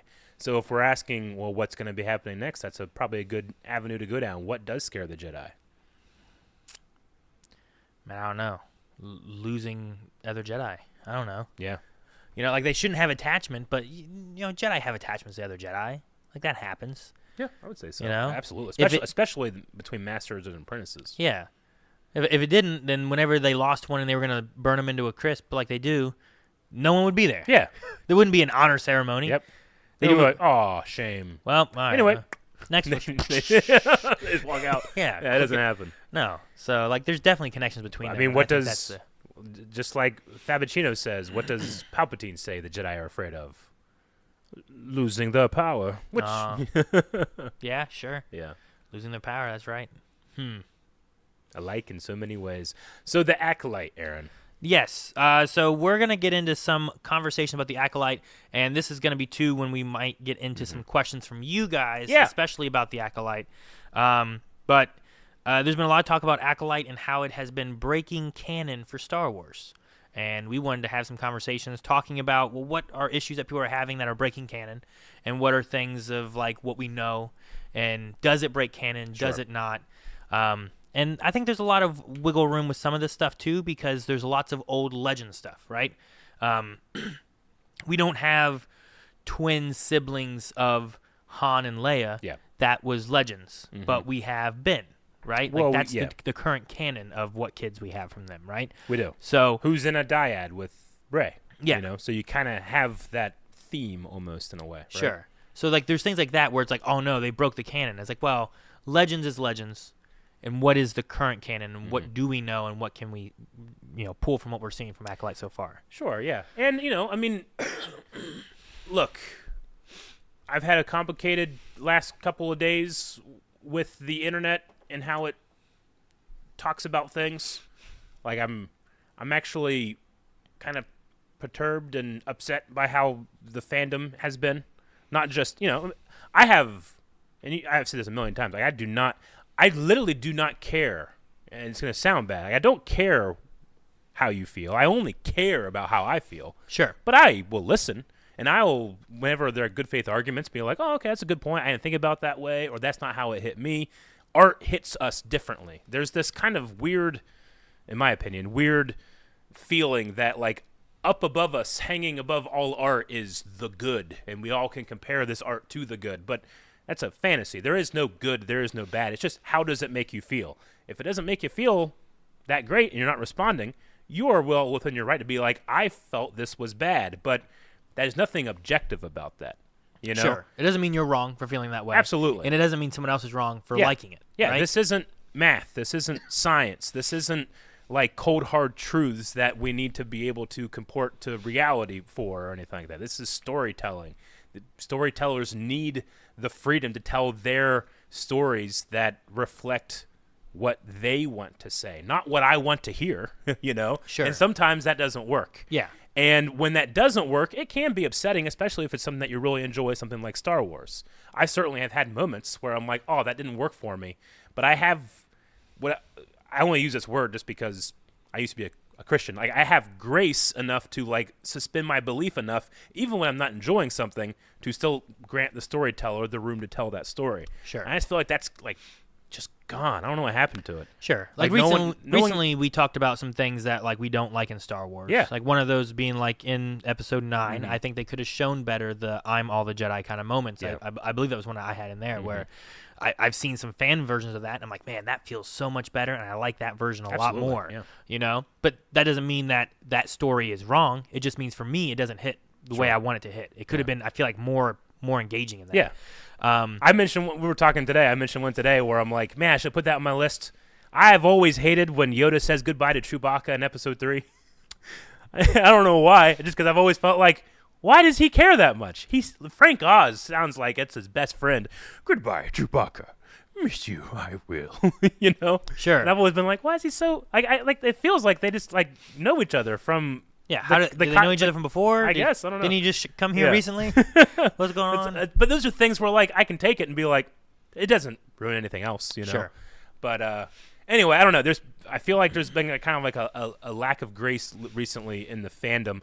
But I should preface that by saying, like, you know, that's what happens whenever you don't like something a bunch in a row. You then go into the next thing a little more apprehensive, and the next thing a little more apprehensive, to the point where, and me and you, we recognized this when we started doing like trailer reactions for the Acolyte. Like, we saw footage from the Acolyte at Star Wars Celebration last year, and I was just like, oh my gosh, I can't wait to see that fighting. I can't wait to see someone that's gonna, you know, these types of stories to be told. Yeah. Like, just the attempt I'm excited by, you know? But there was a concerned effort to rob that grace from people when this show like started to come up. Well, like, before it people even came out, right? People were saying the things they're saying right now before it came out. Yeah. You know? Yeah, don't know. I saw people say like this show's terrible, Yeah. and it hadn't even released yet, and I'm like, how do you know? Like, how do you know it's terrible when you haven't seen anything yet? Sure. And then they So, like, give I'm still- they give all your buzzwords. Yeah, and I'm still waiting for like some of the story to come out so I can be like, okay, now that we've had the full season, Yeah. what are my feelings about that? So I'm looking forward to next Badonkagonk to really be able to dive into Yeah. like, how do I feel about the story that we Yeah. did get, and, And is it something that I wanted? I agree. Or you know, where do I stand with that? And there are people that have different standards with that. There's people like, I give it one episode. If the pilot doesn't catch me, then I don't watch it. Sure. There's Rick. He's like, I do 4 episodes, you know?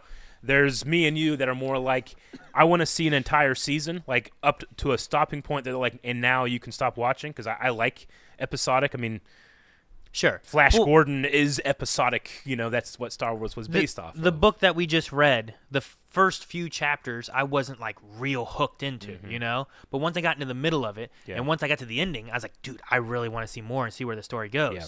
But if I would have just stopped in the first like couple chapters, I probably wouldn't have had that feeling. Man, I'm not missing anything. I'll be okay, Sure. you know? But like, it's the whole Yeah. of it. Like, what's the whole story? And that's what I'm waiting for the Acolyte to see. Yeah. So, But then you have arguments that, like, you know, I purposely, a lot of people will ask, like, how do you still like stuff? You like everything. Why do you like that? Because I don't engage with the feedback on the internet. Like, I generally don't. I hang out with you, with my friends, you know. We have, like, that in-person experience, and then I usually don't engage with it other than, like, rewatching it on my own. Every once in a while, I'll be like, well, with some other reactors, what did they say? You know, that type of thing. But the Acolyte, like, just the fan response has just been so, like, vile and full of contempt, you know? Which I can understand if you're a person that I just haven't liked Disney stuff for a long time. Now it's come to a head. Like, I get that, but, like, some of the things that are being brought up as of, like, objective facts, like, this thing breaks canon, like, it doesn't. No, it doesn't. I don't know how to, like, kindly say that without being like insulting. Sure. You know? Okay. It feels like you're just looking for problems. Like, I personally don't go into art looking for problems. I go into art to have an experience. Sure. You don't look at a painting and be like, I think they used the wrong brush here. Yeah. But, like, you know, Yoda tells Luke, like, don't bring your weapons with you into the Cave of Evil. That's a bad idea. And Luke's like, I'm bringing them anyway, you know? But because he brings them, he finds conflict. Yeah. You know? A lot of people went in to this show with their blaster belts clipped in, being like, I'm going to go see what's wrong with this show, you know? And there's not a lot, like, as a viewer, like, you're required to bring your suspension of belief, at least, to say, like, it's like going into a wrestling show and being like, hey, I think this is all fake. You know, it's like, no, you idiot, it's a wrestling show. Yeah. Give yourself into it. It's a space fantasy show with wizards. Yeah. You know? The like, more you lean into it, the you're more fun meant it can to be. just kind of have fun, not get super angry and then, you know, go whine about it on the internet. But if that's how it makes you feel, I have to confront the way that criticism makes me feel, you know. But I'm trying to, like, make my peace with it, because last night, looking through some stuff, which is the first time I've ever looked through, like, some Star Wars, like, internet stuff in a long time, it just kind of confirmed to me, like, oh, yeah, it's a real good idea that I don't do this. Sure. No, I get might you mean. never do it again. There's definitely a lot out there, and, like, I know some people, too, that, like, they were real big Star Wars fans, and more and in the Disney era, they're kind of like, you know what, I don't think I'm a Star Wars fan anymore.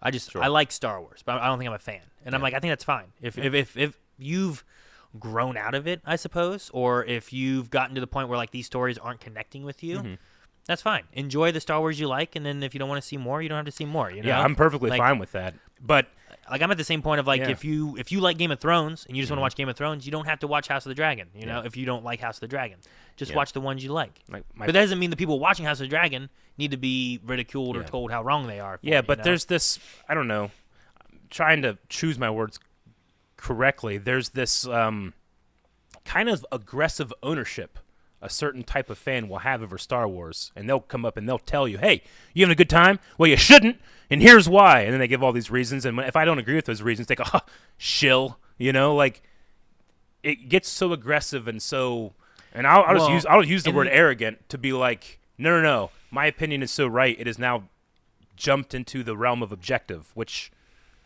fails as a start. And, you know? And then the other opinion is dismissed as, well, you're just a shill or whatever, and your opinion isn't valid at all. I mean, and, you know, I keep saying it. I don't know how much you agree or anybody else agrees, but, like, we're very politically charged right now, you know, especially in the United States of America, because we have an election coming up, and election years, like, politics and the way that you talk about things go from, like, we have a disagreement to, if you think differently, you're an immoral thug. You know, like, both sides of the spectrum do this. The system's designed to keep us fighting so that we don't unify on other things, you know? That's just how it works. But right now we have the combination of AI getting very, very, very powerful, and that is including with all technology, including bots and the way that engagement is farmed, the way that, like, your aggression and the things that rile you up are brought to the forefront. There's just, like, a perfect storm, especially around the Acolyte, that perplexes me. But not in that, you know, if someone doesn't like, you know, the story beats and stuff, I'm perfectly fine with that. But there seems to be, like, a real agenda of animosity this time that I have not felt in any other point in Star Wars. It's disappointing. Sure. Because, man, when I was a kid and I would leave the theater, watch episode 2, Attack of the Clones, I'm going to go online and talk about it. And it was just all these, you know, primarily older fans just shitting on it. Like, this is the worst movie ever. George Lucas doesn't understand Star Wars. Not like I do. You know, like, the arrogance of that statement a little way. Like, I understand not liking something, but not liking something to that point, I hated that. That was the worst part. And I always remember being like, I truly don't feel like the sequels got to that point. I mean, it's certainly louder now just because there's more people online, but the vitriol of the prequel hate back in the early 2000s was, like, scary. And maybe that was more just because of my age, but, like, it feels scarier this time than it had even in the sequel era for me. I don't know. I'm not really sure why, but I mean, I am sure why, just because, like, you're getting all of these buzzwords and all of these ways of speaking that you generally reserve for more objective discussions than you do something like art, you know? And it's real strange. Sure. I'm just really uncomfortable right now as a fan. Well, let's move away from your ranting. Yeah, sorry, I am ranting. And get into some of the canon conversations. Yes. Before we run out of time, and hopefully we can snag a few questions as well. But, okay. I want to start off, I think, with I think Ki-Adi-Mundi is one of the best ones to start with. The first one that happened was before Acolyte even came out. Yeah. And there's a guy with a red lightsaber. People are like, but Ki-Adi-Mundi said the Sith have been extinct for a millennia. The Sith have been extinct for a millennia. Right? Yeah. So we're breaking canon by even having this red lightsaber dude within 1,000 years, right? That's 100 years ago. So I kind of want to talk about that and does what we're seeing in Acolyte break what he says necessarily? Yeah.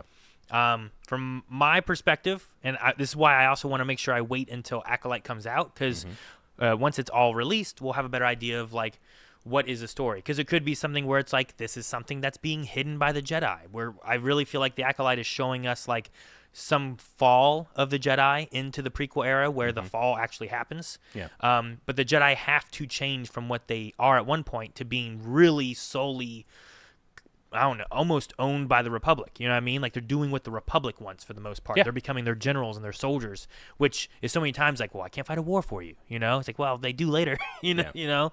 So I think the idea of the Sith could have been referring to various things, or could have been a cover-up from Ki-Adi-Mundi. Either one is, I think, possible for me. Because we also have only two there are, an apprentice and a master. But then when you get into the Clone Wars, you have Ventress, you have Savage Opress. We talked about Inquisitors and stuff too. It's well, those are guys with red lightsabers. Sure. Are they Sith or are they not Sith? Or are they?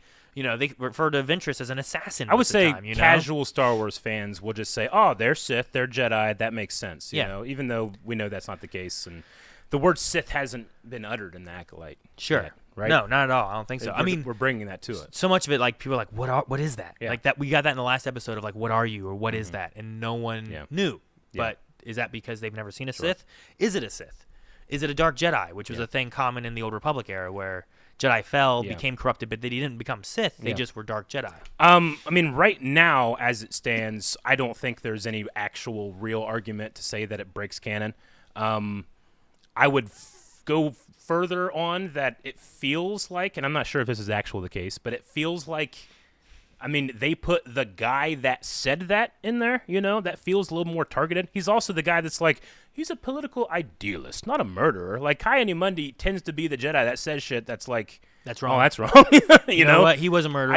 I guess he killed Yaddle. Yeah, we don't think about that, or I'm not really sure. But maybe when he's he wrong. says the Sith have been extinct for millennia, we all know he's incorrect about that, Yeah. But from the point of view of the Jedi, would they see? I don't know. Right now, they don't have a report of a red lightsaber wielding killer out there. Right now, they just have a competent assassin killing Jedi. That's all they know. Yeah. Correct? Yeah. And they believe that a previous Jedi trained this. They're trained in the Jedi arts. Yeah. And the Jedi are going to have the hubris that the Sith were so utterly defeated. There's none coming back. They haven't been here for 900 years. Yeah. So also, like I mentioned before too, perhaps he's referring to Sith as the Sith species, less than the Sith religion, that type of look. Palpatine's a Sith, but he's we mentioned the Sith species that existed a long time ago. Oh. Now that's all in Legends. I don't believe any of it's canon currently. Yeah. But that's also a possibility that he could be mentioning. I didn't think about that one.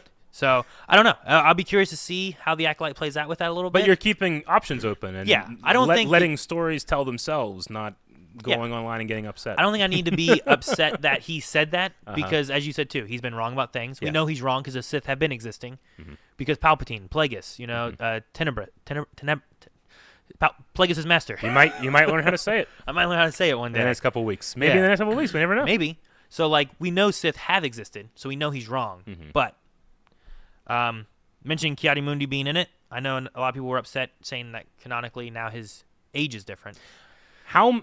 So people are upset by this. I'm sorry. This one is the funniest one to me.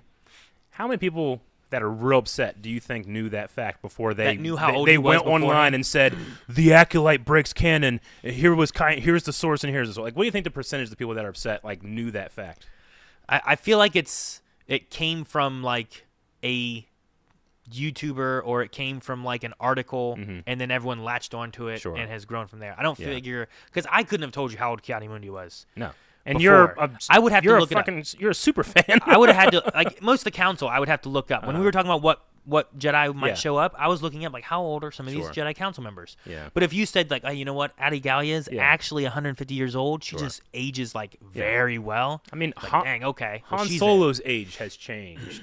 Andor's age changed. When remember that being a thing. It's like, well, that doesn't work with this, but we're telling stories here, like fake fictional stories that aren't always going to be perfect. But the Ki-Adi-Mundi thing. I when I first read that, I was like, no, surely not. They're not. That can't be serious. There's got to be an element of like tongue in cheek there. I think right? so. Also, the canon change is that it's from Legends, not even that it's from something currently in canon. Yeah. Right. Oh, so it's not like this Yeah. was said in Clone Wars, and now we're retconning that. This is something that was similar to like the Han and Leia having twins. That isn't the case anymore. Yeah.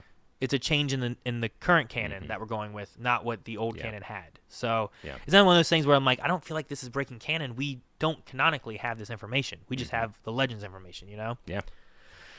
So yeah, I mean that stuff went out. Man, it would have been crazy to see today's like Star Wars fan culture like exist when the Clone Wars was coming out, and it was just decanonizing the Republic comics.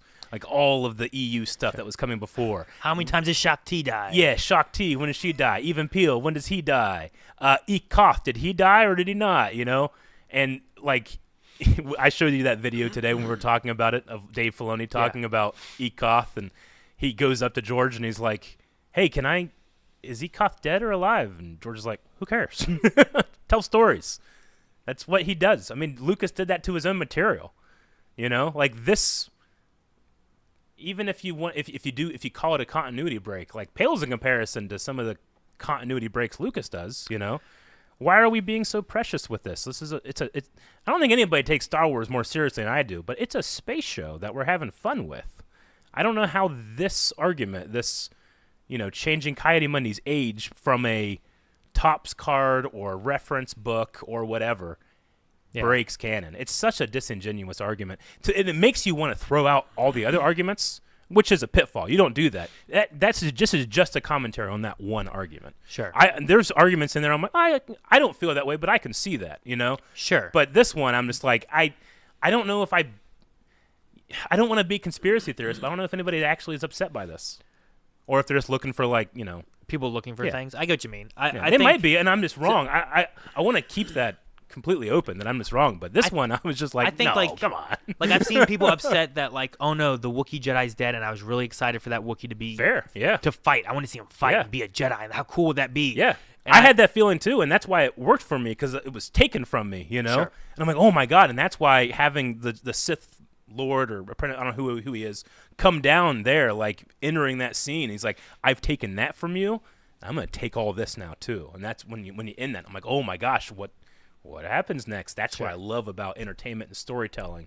And the opposite of that is just, I don't know, complaining for the sake of complaining, Sometimes. I get what you mean. Which, if you enjoy, good on you. I just, like, if that's your opinion, that's your opinion. What gets me kind of upset, like I was super upset reading some of the comments and stuff last night on our videos, is like when you have to come in and to validate your opinion, you need to vilify mine.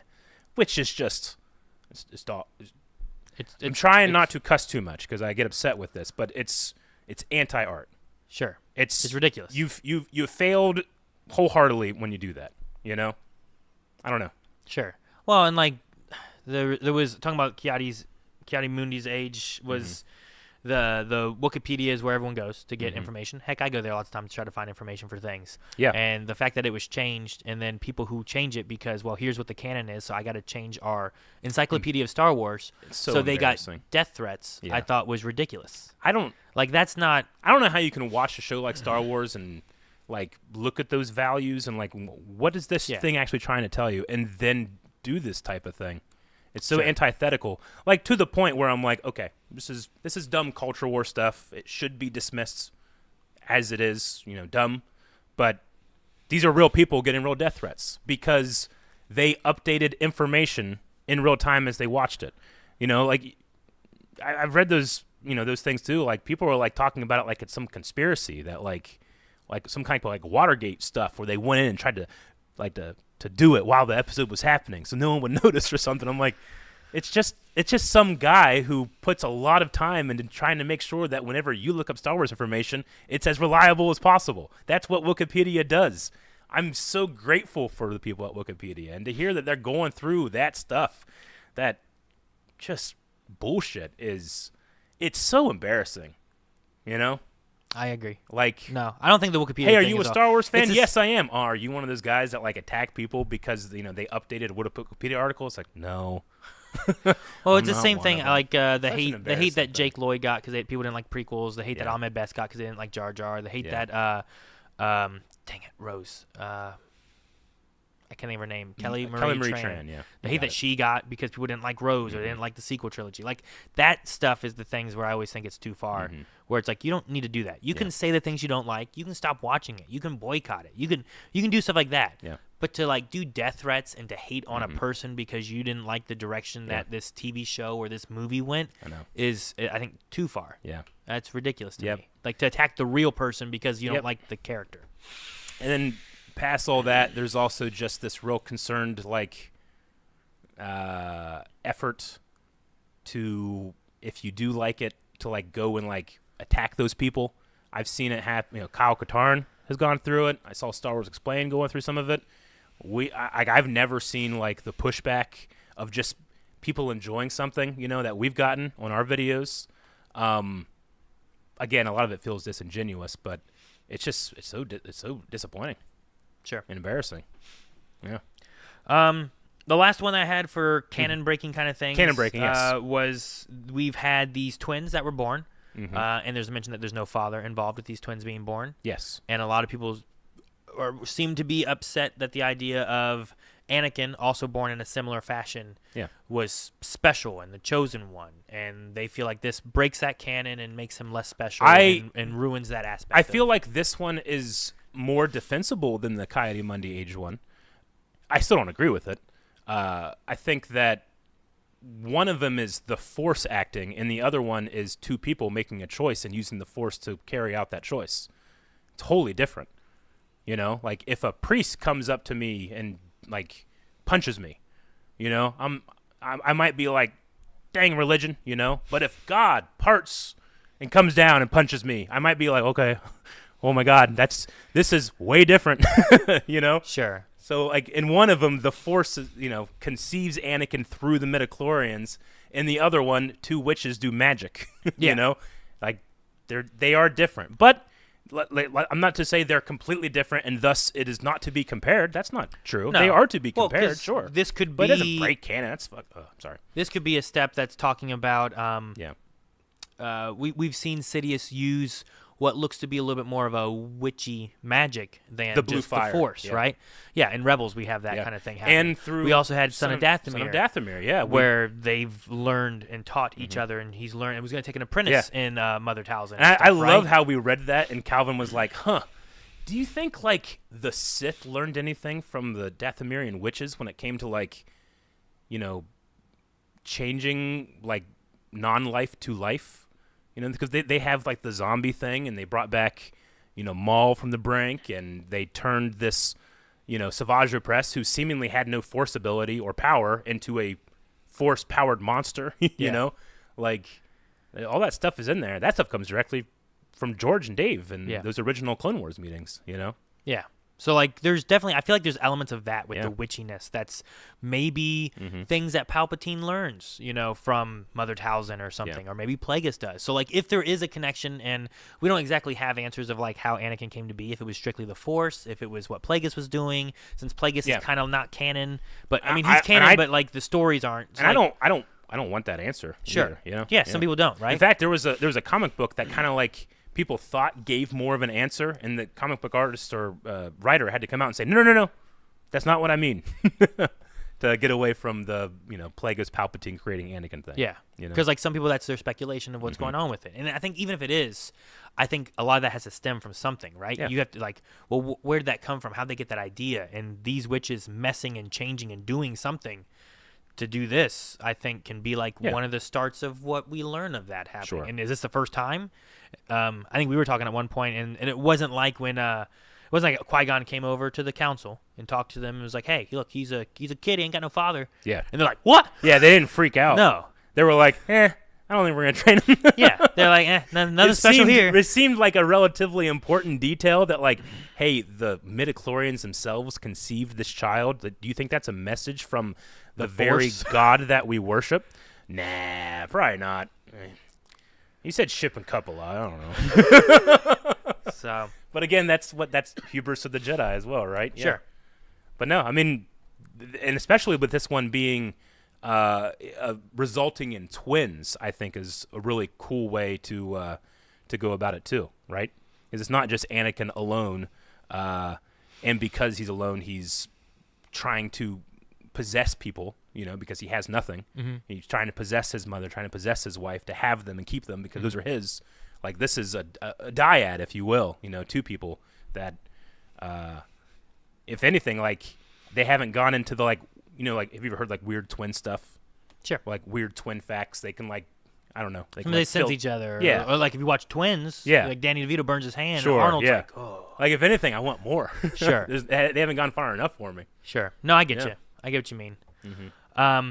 That's all I had for some of the canon-breaking things that I had seen. I hadn't dove deeply, but those are some of the main things I saw people kind of complaining about for, like, well, I feel like this breaks the canon. So I kind of wanted to see what other people thought, if you guys had anything, and see if we can take a few questions, though it is 5 o'clock and we haven't taken any. But I do want to see if we can grab a few things and maybe talk about a couple things. Yeah. Which we already talked about. Joey, who asked about how we felt about criticism of Acolyte. I think Eric covered a lot of that already. Yeah, sorry. I mean, it's been weighing heavily on my mind. So let me see if I can find something that is... I'd like to find something related to Acolyte in some way or fashion. Ryan, we covered, talks about discourse with, Wikipedia, Star Wars Theory, things with that. They do say that we're such a positive force in Star Wars fan base, in my eyes, and true safe space for fans. We try to be, so we'd like to be able to talk about it. I do think there's ways to criticize without being, like, vile. Oh, yeah. You know what I mean? No, absolutely. Which I thought I saw someone say something about that. Like, how can you give constructive criticism about something you're not liking from Star Wars without it being so on the other side, right? Yeah. And I think a lot of that is just discussing the things you don't like about it, but also listening to the other side and how they feel, but you don't have to push their side down. And I think this works on both sides too. Like, if I'm like, man, I'm liking the Acolyte, I think it's a lot of fun, and then someone comes to me and like, oh man, Ki-Adi-Mundi's age thing, I'm really mad about that. And I'm like, oh really? And I can be like, well, why are you mad about it? Yeah. And we can have a conversation hopefully about it, versus me being like, well, that's dumb, why are you mad about that? Like, having that conversation, I think, is what helps. My advice is just don't do what the internet and social media has trained you to do, which is like trying to just have a very complex thought in a couple sentences by using words that ultimately can mean anything. So different people, when they see those words, will be like, oh, I know what they mean, but you really don't mean that. Words like woke, words, terms like DEI, that type of thing. While I think that in politics, sure, they can have a utilization, they really don't have much of a place for in criticism, in my opinion. I feel like we get this all the time. You guys never talk about the stuff that you like. I would challenge that you do not listen to our videos. That we don't like? I talk about stuff I don't like all the time. Maybe this is conceited of me to say, but I think I'm good at talking about things I like because people don't notice. It's just me talking, sure. Yeah. But you notice whenever some of these other people start, and they do it because of the engagement they get. I get what you mean. It's just it's so boring to me. I don't want to do that. But yeah, I think another thing too is when reading, especially if you're on comments and stuff. Yeah. Don't always try to read someone's comment as being very aggressive. Sometimes it's not, but it's easy to read comments in an aggressive tone. Yeah. I saw someone that said something a little bit more positive, and someone came at him thinking they just misread it and took it as like, dude, that's not what they said. It's like, what? Oh shoot, I'm so sorry. Okay. Yeah. So just be careful how you read things, because sometimes that happens. So People like Star Wars theory. Like, I used to watch some Star Wars theory videos. Excuse me. Back in the day, I really like when he's super passionate about the thing that he's doing and he's really enjoying the thing he's talking about. But that guy has, either through his own volition or because it's been thrust upon him, he has just sharpened his swords so much over the last how many years that he cuts people now, with the way that he does things, and it sucks just because I doubt he enjoys that part of what he's doing, but I think it can be handled a little bit better. I think that there are certain people that need to show others, like, well, how like the question that you had, like, how do you get across this feeling of like, hey, I'm really disliking this? It's like, I think a lot of people, I would say 90% of the people that I've seen are respectful, but there's that 10% that just either don't care about being respectful, or they feel so strongly they don't think they need to care about being respectful. I don't really know between those two, but ooh, man, it has an effect. Sure. Because I feel like I'm enjoying The Acolyte. I don't think it's the best Star Wars thing I've ever seen in my life. And I'll think we get to the end of it, I'll think, oh, they didn't capitalize on this thing that Sure. that I'm setting up. Like, I use my imagination when I'm watching something, Sure. to like. And I think there's a play way around that, with the stories and stuff. I think there's a way that like it could come out where it's like, oh, they did this to change this up. Well, I don't like that. They should have just left it where it was. Yeah. And it's very possible that it could happen. Sure. But I want to see where it goes first before I get super upset about something. But to the point where like you're attacking people, like you have to call them, like you have to create conspiracy theories to justify your opinions. There's no defense to that. Like calling people shills because they like something, it's just Well, in Star Wars is a thing too. There's no where, merit. I watch it because I want to have fun. Yeah, So, absolutely. like, I go into it wanting to have fun. I don't go that's into why it. I'm here. I don't go into it to be like, all right, let me get ready to judge this Right? and see how harsh I can judge it. Obi from episode 2. That's why I'm here. I do want to hit on ODK FNFO. Okay. It says, I'm not political by any means, Sure. but what do you think on the director of Acolyte saying that C-3PO is gay? Mm-hmm. I'm just curious about your opinion on robots having sexual preferences, especially in Star Wars. Well, one, I haven't really heard about it. The one time I heard about it, I thought they said R2 was gay and not 3PO. Okay. But, I mean, I watched Solo. There's clearly a Lando L3 relationship of some sort there. Sure. I didn't care. Yeah. If that would have been C-3PO instead, I still don't think I would have cared. I mean, like, well, you're going to have a relation with whatever you have. You're in space. It can be lonely. Sure. You're going to do what you're going to do. Yeah. Whatever. So for me, I don't. I mean, my response. I personally haven't heard that because legitimately, I just stay away from that stuff. Maybe. Yeah. Well, honestly, I think that's the secret sauce of joint things. I also think it was. I think it was on a panel, and I think that it was some kind of joke that they made. So I don't think it was like them being like, okay, text no, is the death. canon Yeah. is that they're gay. Context is generally what I the mean? death of humor. I understand. So like the thing I saw was that it was about R2D2 and that it was a joke, and then everyone got upset because like, oh my god, he's gay. Yeah. And it's like, it was a joke. But also as on the idea of like robots having sexual preferences, I'm pretty sure L3 had a sexual preference. L3 also had a robot preference to be like, free the robots. We shouldn't be slaves. Yeah. I wasn't mad about that either. Yeah, like the robots don't have preferences because they're programmed not to.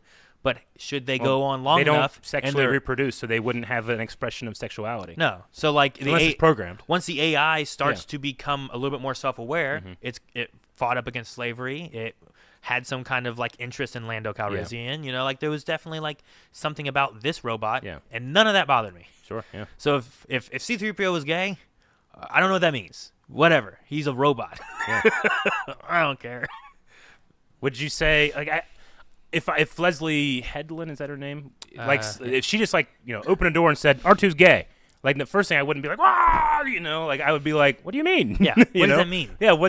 Maybe there's an interesting thought in there, but I don't have an opinion, I suppose. Yeah. I don't know. Are some robots more on the one side and some are more on the zero side? You might prefer zero robots. There's an argument that I don't know. that the droids are more trans than they are, because you can assign you literally can assign their pronouns. Well, sure, right? If R2... You can, I want 3PO to be male. Yeah. If R2-D2 was painted differently, he would look like another droid. K2SO. Right? Or not K2, KTR2 or whatever. Right? They'd look D2. very similar, but they're just painted differently. But, like, that's the girl droid, and that's the boy droid. It's like, well, just, it really doesn't matter. Yeah, sure. Yeah. Right? But it sounds like a joke that was taken out of context, and then there's a certain crowd, Aaron, of people that when they hear that, they hear, there's an agenda in my Star Wars. I must fight it like the noble man I am. The werewolf says, I know it's still 100 years between them, but how much do you think the ending of Acolyte will lead into setting the groundwork for the events of the prequels and the state of the Jedi plus the galaxy in the prequels? I said it before. I don't even think we have to wait till the end of it. I think the things we've been seeing have already been kind of leading towards that. Yeah. We're seeing doubt among the Jedi. Sure. Right? The witches are calling them, I don't remember what the word was, but there was something about like calling them out as monks of some kind of religion thing, right? Yeah. Like there was a word they use, and it doesn't feel like the Jedi have like all the respect and all the power, and sometimes it seems like they're kind of failing. Yor did like a mind trick way early on against an Nemodian that I thought was like, well, that was a little fast. Sure. Versus just coming in trying to have a little bit more of a conversation. I felt like he jumped to like what sometimes Jedi, I don't know, I feel like mind tricks are kind of frowned upon a little bit more. Sure. Maybe less so when it's Obi-Wan against a stormtrooper because you don't Yeah. care about stormtroopers that much, but I feel like Jedi mind tricks and messing with the mind or pulling information out is a little bit more dark-sidey. And he jumped to that real quick. So I think already in the first 4 episodes Remember Poggle the Lesser? Yeah. Kayani-Mundi, Mace Windu, and Anakin? Anakin was there, yeah. Anakin, He and got then- the information. And then Anakin gets the information. Yeah. Yeah. Yeah, that's the one. So I think that there's like already information there, but I think there's going to be more later. I think that's the idea of the Acolyte. I think we're setting up the downfall of the Jedi before. Sure. Like clearly this is slowly going this way and becoming more political. I'm not sure of what like it's setting up or whatever. I'm more concerned about just internally the story itself. Like once the season's over, like all right, now I can evaluate everything. Try to understand, this point of view versus that point of view. That's going to be fun, and we've already seen different points of view, and I don't think it's over. So I think that's going to be fun. But I mean, people failed to like understand that in The Last Jedi, so I imagine many people will fail to understand it in this. Sure. No, I get you. Yeah. I wanted to say Space Tacos says, hey, Wave Squadron, thank you for all the awesome Star Wars content. Is there a single place to find a comprehensive timeline of the entire galaxy? Thank you. A comprehensive timeline? Well, I mean, Alex over at Star Wars Explained, Alex and Molly, they do a updated yearly, like, the Star Wars timeline video where, like, if there's changes and additions, they'll add to that video and stuff. So that's going to be a good one. It's very long. But, they've been having a rough week, but Wikipedia is a fantastic resource for Star Wars fans because not only will it give you some really good information, but more importantly, it's all sourced very well. You can go and actually find that type of thing. But there's reference books about the timeline and stuff like that. It's just that because Star Wars is a living mythology, because we add and take away and do different things and pull here and this thread goes here, like the Kayani-Mundi thing, it's never going to be complete. You never find one. It's always going to be changing every day, when new stuff comes out. And now we have like a movie being worked on that's way before, and we have one happening in the middle of what's going on, and the one at the end of the timeline. So like we're really expanding both ways by quite a bit. Yeah. So it's hard to tell, and it's going to be hard to keep it all going. But no, Star Wars Explained having a yearly release on Star Wars Day, like that's pretty cool. To be like, okay, here's where the canon all fits it's in. really and everything. All right, I don't know if we have too many other questions, especially ones dictated towards Acolyte. Okay. Go up on the very top there, Gonk, just to make sure the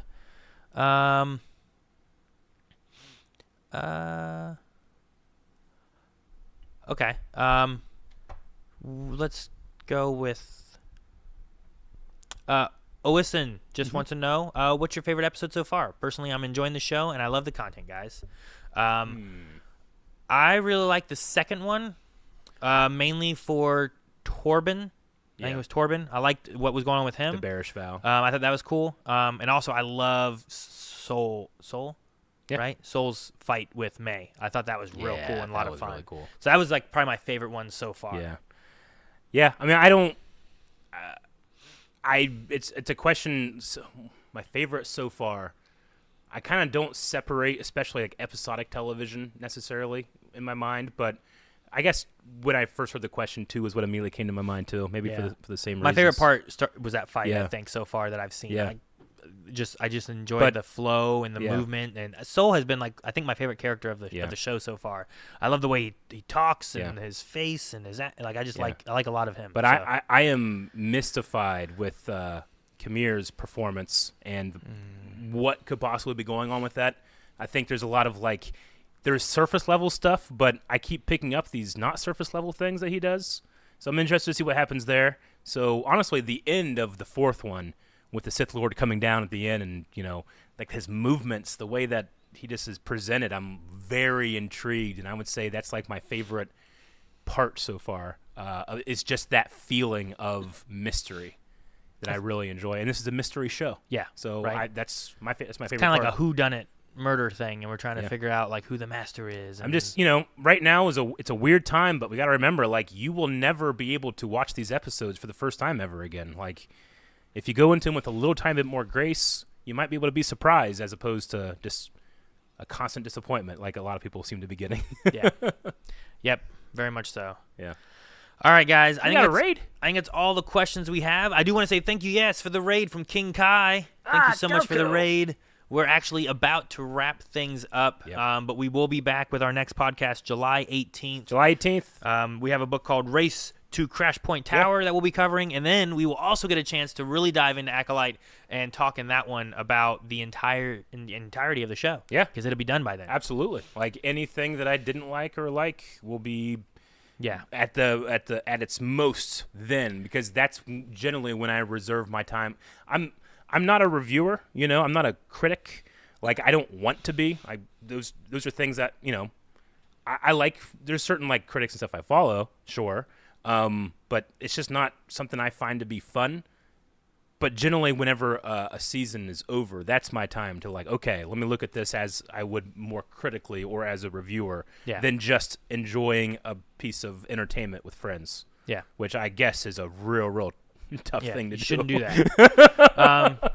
So we're going to be back with that on July 18th. Yes. I really think we're going to talk about the book, and then we're probably going to talk about Acolyte and really discuss that one. So that'll probably be everything in that one. I'm excited for that. And we'll take some questions and talk about how you guys felt about Acolyte. So we'll see you guys, I guess, then. And I hope you guys enjoy Acolyte in the meantime. Please be kind to each other. I love you all.